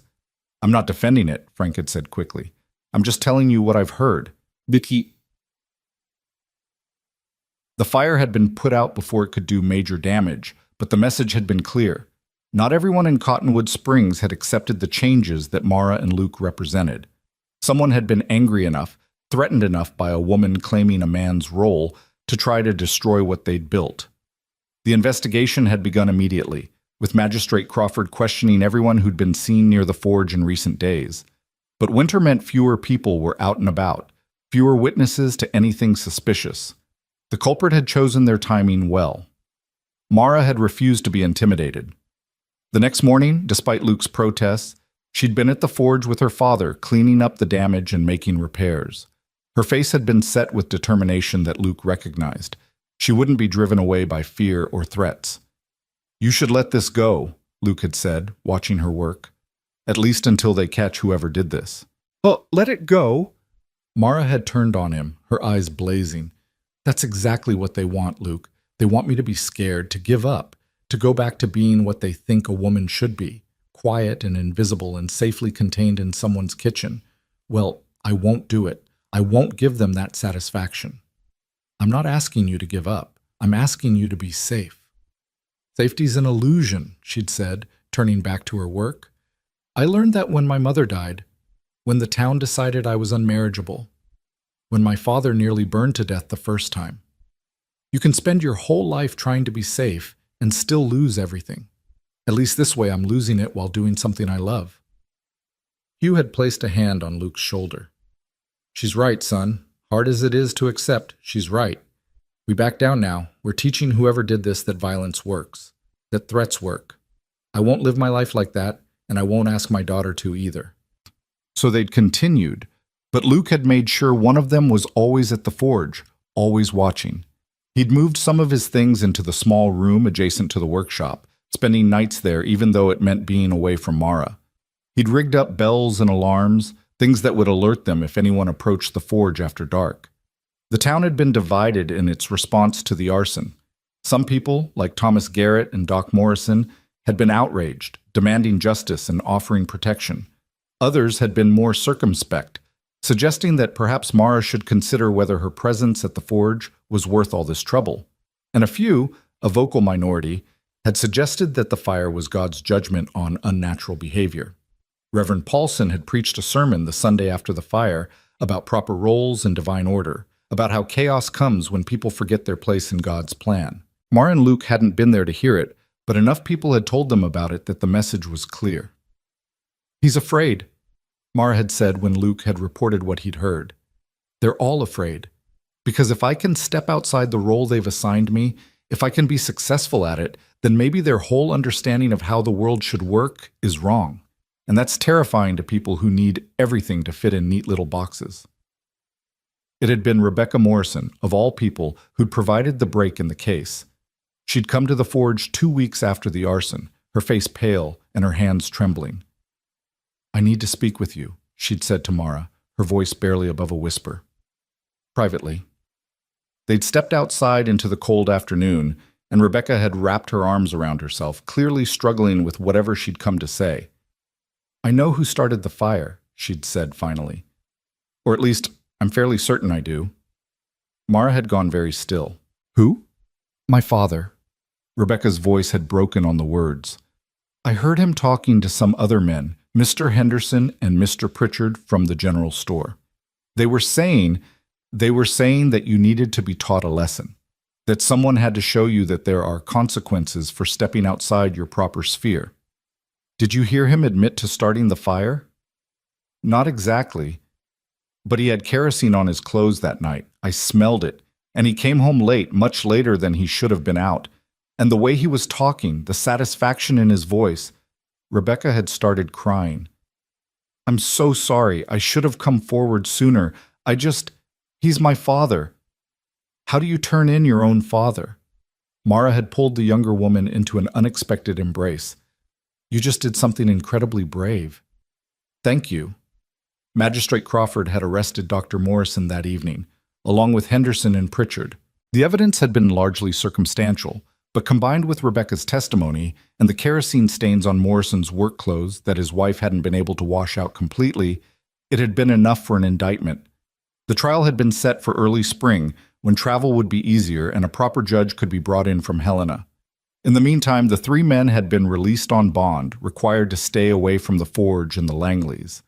It had been an imperfect solution, but it was something. The revelation that Dr. Morrison, one of the town's most respected citizens, had tried to burn down the forge had sent shockwaves through Cottonwood Springs. Some people had refused to believe it, claiming Rebecca was lying or mistaken. Others had been forced to confront their own prejudices, to ask themselves what they'd been willing to tolerate or ignore in the name of tradition. Luke had found himself in an unexpected position of influence. As the man who'd saved Hugh's life not once, but who'd also stood by Mara's decision to work the forge, he'd become a symbol of sorts, proof that a man could support his wife's ambitions without being diminished by them. You've become a leader, Thomas Garrett had told him one evening over whiskey. Maybe not one you wanted to be, but a leader nonetheless. The younger men especially, they watch how you are with Mara, how you support her. You're teaching them a different way of being a husband, a different way of being a man. I'm just loving my wife, Luke had said uncomfortably. Don't see how that makes me a leader. That's exactly what makes you one, Garrett had replied. Real leadership isn't about telling people what to do. It's about showing them what's possible. As winter had deepened toward its coldest months, the community had slowly begun to shift. It hadn't been a dramatic change, no sudden reversal of long-held beliefs. But small things had started to happen, tiny cracks in the walls of tradition. Mrs. Patterson had brought her daughter to the forge, asking if Mara would teach the girl some basic metalworking. She's got a knack for it, the seamstress had said. Seems a shame to waste it just because she's female. Young Billy Patterson had started courting Sarah Jenkins, the piano player from the saloon, openly declaring that he didn't care if she worked or stayed home, as long as she was happy. My wife's going to be my partner, he'd told his friends. Not my property. Luke McAllister taught me that. Even Reverend Paulson had moderated his tone, preaching a sermon about how God's gifts should be used regardless of who received them, about how the Bible was full of strong women who'd stepped outside traditional roles when called to do so. The change had been slow, grudging, often 2 steps forward and 1 step back. But it had been real, and it had started with Luke and Mara's refusal to accept the limitations others tried to impose on them. Through it all, their love had deepened and matured. They'd learned to fight fairly, to compromise without sacrificing their core values, to give each other space while still maintaining intimacy. They'd learned that marriage wasn't about losing yourself in another person, but about becoming more fully yourself, because someone else saw you clearly and loved what they saw. One evening in late February, as they'd sat by the fire in their cabin with snow falling thick outside the windows, Mara had taken Luke's hand and placed it on her stomach. "We're going to need that bigger house sooner than we thought," she'd said softly. It had taken Luke a moment to understand, and when comprehension had finally hit him, he'd felt like all the air had left his lungs. "You're about 2 months along, I think. I wanted to be sure before I told you." Luke had pulled her into his arms, overwhelmed by a flood of emotions so intense he couldn't name them all. Joy and terror and wonder and responsibility all mixed together. "We're having a baby.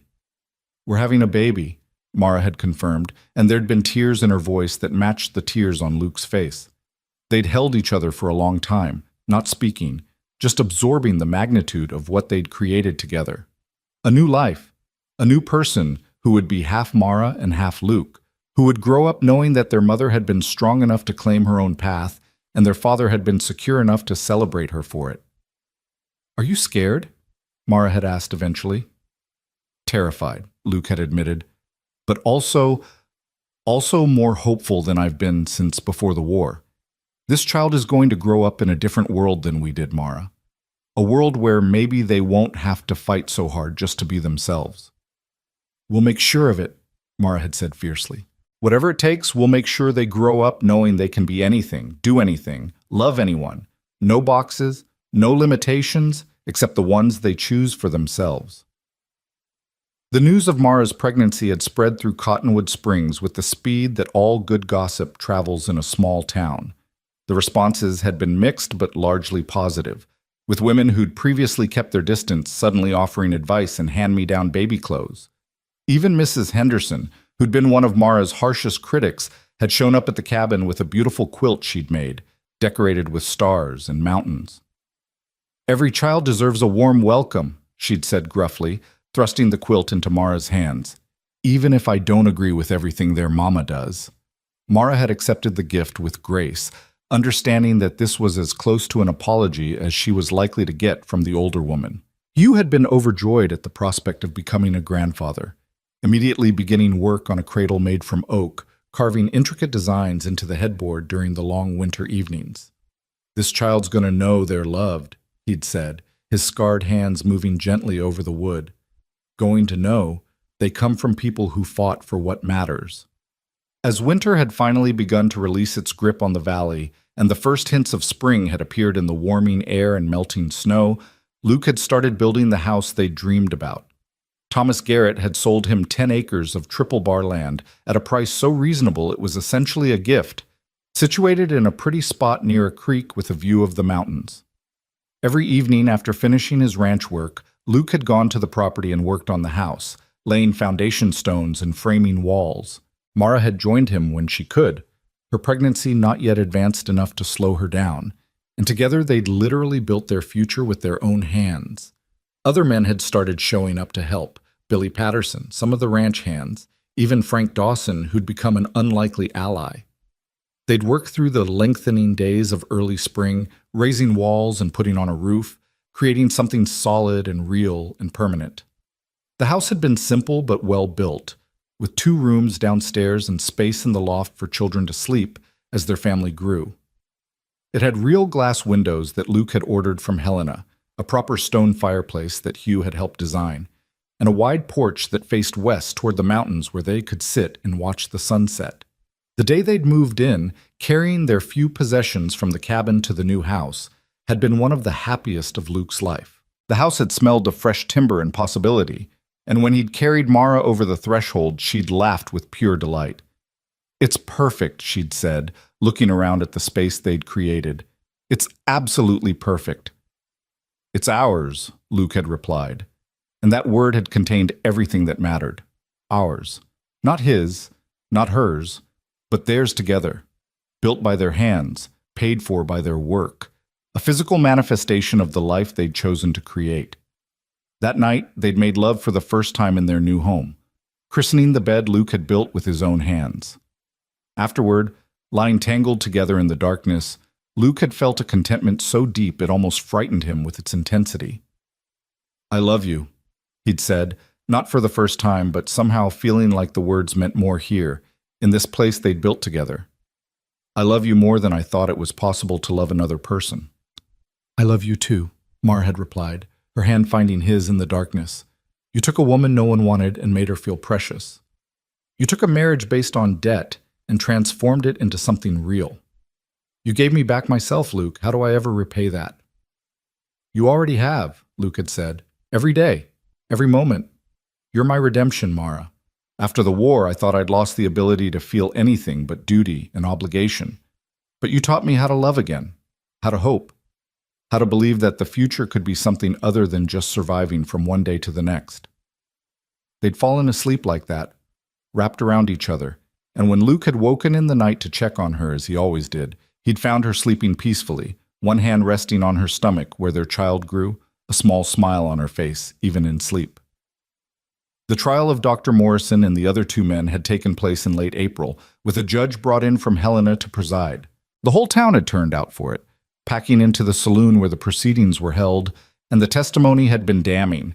Rebecca had been the star witness, her testimony about what she'd heard and seen unshakable, despite her father's attorney's attempts to discredit her. Other witnesses had come forward too, people who'd heard Morrison and his co-conspirators talking about teaching Mara a lesson, who'd seen them near the forge at odd hours, who'd noticed the kerosene stains and furtive behavior. The verdict had been guilty on all counts, and the judge had sentenced each man to 2 years' hard labor and substantial fines to be paid to Hugh Langley for damages and emotional distress. It had been a harsh sentence by frontier standards, but the judge had been clear about his reasoning. This court will not tolerate vigilante justice or violence against citizens who choose to live their lives in ways that don't conform to traditional expectations, he'd said. Mrs. McAllister broke no laws in working her father's forge. She harmed no one. She simply refused to accept limitations that had no basis in law or reason. That these men would respond with arson and attempted murder speaks to a moral failure that requires serious consequences. Dr. Morrison had been led away in chains, and Luke had felt Mara's hand tighten in his. She hadn't looked happy about the verdict exactly, but there'd been a sense of vindication in her expression, of justice finally being served. Rebecca had left Cottonwood Springs the day after the trial, unable to remain in a town where everyone knew her father was a criminal. But before she'd gone, she'd come to say goodbye to Mara. "Thank you," she'd said quietly, "for not hating me, for understanding that what he did wasn't my fault." "None of us can control what our parents do," Mara had replied. "We can only control how we respond to it. You responded with courage and honesty. That takes strength." After Rebecca had left, Mara had turned to Luke with tears in her eyes. "I feel sorry for her. She lost her father, her reputation, probably any chance at marriage in this territory. And for what? For telling the truth. For doing the right thing." "The right thing usually costs something," Luke had said gently. "That's why it's called the right thing and not the easy thing." As spring had turned towards summer and Mara's pregnancy had become obvious to everyone, the town had seemed to finally exhale, to let go of the tensions that had been building since that first controversial wedding in the Silver Spur Saloon. New families had moved to the area, people who hadn't been part of the old conflicts and didn't carry the weight of tradition in the same way. The forge had prospered, with customers coming from as far as 50 miles away to have work done by the skilled father-daughter team who'd become something of a legend in the territory.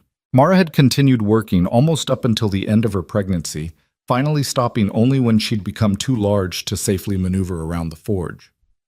"I feel useless," she'd complained one evening in late July, her hands resting on her swollen belly. "I should be working."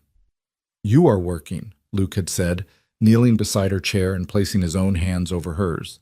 "You're growing our child. That's the most important work there is." "You're just saying that to make me feel better."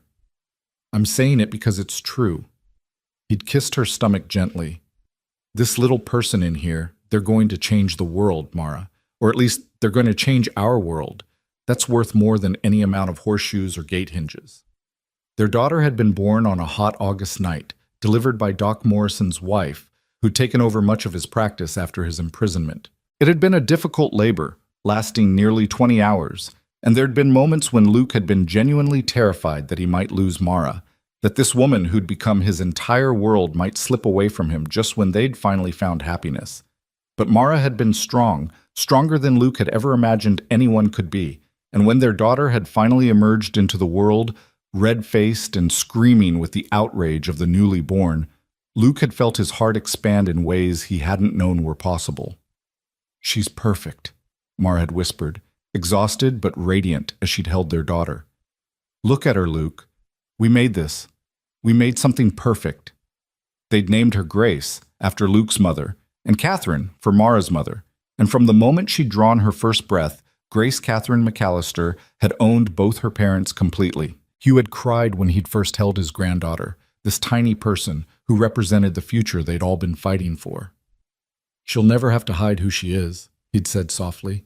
She'll never have to pretend to be less than she is just to make other people comfortable. You've given her that gift, both of you. You fought for a world where she can be anything she wants to be. The house that had seemed so large when they'd first moved in had suddenly felt full, alive with the sounds of a baby's cries and coos and the constant activity of new parenthood. Luke had discovered reserves of patience he hadn't known he possessed, learning to function on minimal sleep while still maintaining his duties at the ranch. Mara had taken to motherhood with the same fierce determination she brought to everything, though Luke could see the way she missed the forge, the way her hands itched for hammer and anvil. "Go back when you're ready," he'd told her one evening as she'd nursed Grace. "I'll watch her. Your father will watch her. We'll figure it out." "You don't mind?" "Mind my wife doing work she loves? Mind our daughter seeing her mother as strong and skilled and unafraid to claim her own path?" Luke had shaken his head. "That's exactly what I want her to see. I want Grace to grow up knowing that women are just as capable as men, that love doesn't require sacrifice of self, that marriage is a partnership of equals." Mara had looked at him with such love and gratitude that Luke had felt it like a physical warmth. "How did I get so lucky?" she'd asked. "How did the woman everyone rejected end up with the best man in Montana?" "I'm the lucky one," Luke had countered. "You taught me how to live again, Mara. How to be more than just a shell going through the motions. You gave me back my humanity." As summer had faded toward autumn, and Grace had grown from a helpless newborn into a baby who smiled and laughed and recognized her parents, Luke had reflected on how far they'd come. Less than 2 years ago, he'd stood in a saloon marrying a woman he didn't know to settle a debt he hadn't incurred, both of them resigned to a life of obligation and mutual tolerance at best. Now he had a wife he loved more than his own life, a daughter who'd already wrapped him around her tiny finger, a home they'd built together, and a future that stretched before them bright with possibility. The town that had once mocked their marriage now pointed to them as an example of what partnership could look like, how two people who chose to support each other could achieve more than either could alone. It hadn't been easy. God knew it hadn't been easy. There'd been fire and threats and trials, moments of doubt and fear and pain, but they'd faced it all together, and in facing it, they'd become something stronger than either had been separately. One evening in late September, almost exactly a year after that fateful Harvest Festival dance, Luke and Mara had sat on their porch watching the sun set over the mountains, Grace sleeping peacefully in her mother's arms. "Do you ever think about that night?" Mara had asked.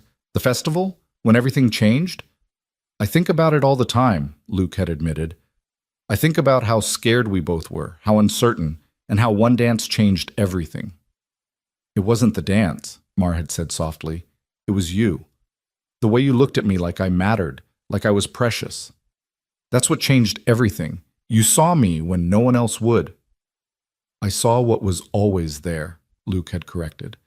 "I just had the sense to recognize it when everyone else was too blind." Grace had stirred in Mara's arms, making the small sounds that meant she'd wake soon and need feeding. Luke had reached over and gently stroked his daughter's soft cheek, marveling at the perfection of her tiny features. "She's going to be beautiful," he'd said. "She's going to be strong," Mara had corrected. "Beautiful is fine, but strong matters more. Strong means she'll survive whatever this world throws at her." "She'll be both," Luke had said, "just like her mother." As the sun had finally slipped below the mountains and the first stars had begun to appear in the darkening sky, Luke had felt a peace settle over him that he'd been chasing since the war ended. This was what he'd been fighting for, even when he hadn't known it. This moment, this family, this life. Not glory or honor or victory in any conventional sense, but simply the quiet joy of sitting on a porch with his wife and daughter, watching the day end and knowing that tomorrow would bring more of the same. They'd gone inside as the night grew cold, Luke lighting lamps while Mara fed Grace and settled her for the night.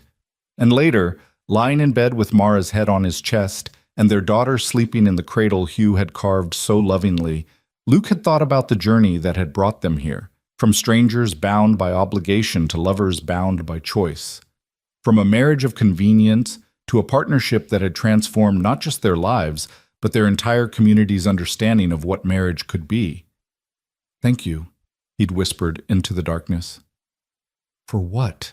Mara had asked sleepily. "For saying yes. For giving us a chance. for being brave enough to love me even when it would have been easier not to. Loving you has never been hard, Mara had said. Everything else was hard. Loving you was the easiest thing I've ever done. And in that moment, lying in the house they'd built together with their daughter sleeping nearby and their future spreading out before them full of promise and possibility, Luke had understood that sometimes the greatest blessings come disguised as burdens, and sometimes the thing you think will break you ends up being exactly what saves you.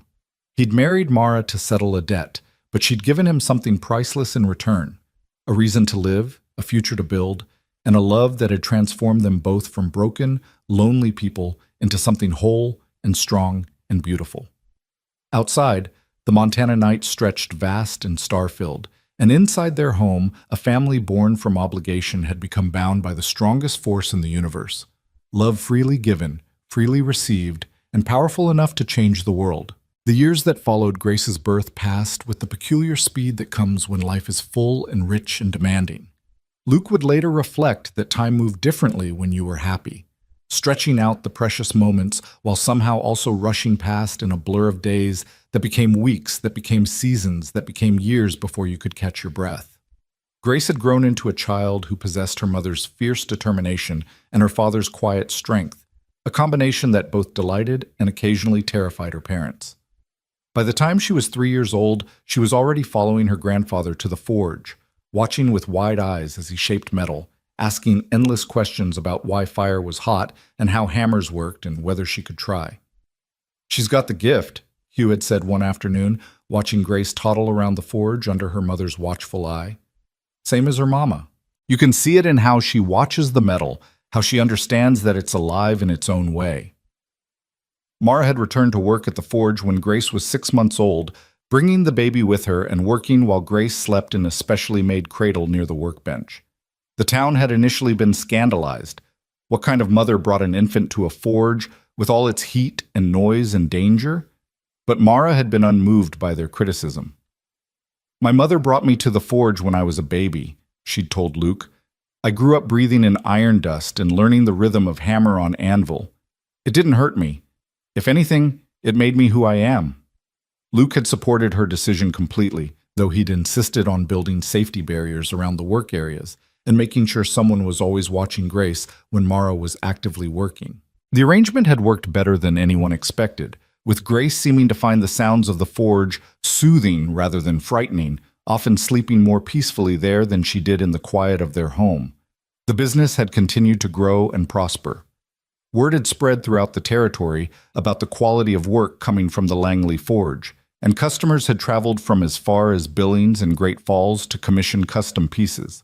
Mara had developed a reputation for decorative ironwork that was both beautiful and functional, creating pieces that wealthy ranchers displayed with pride.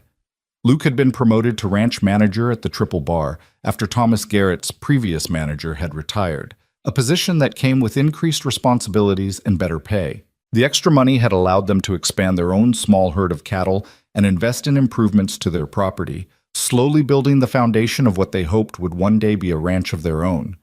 They'd had 2 more children in the years that followed Grace's birth.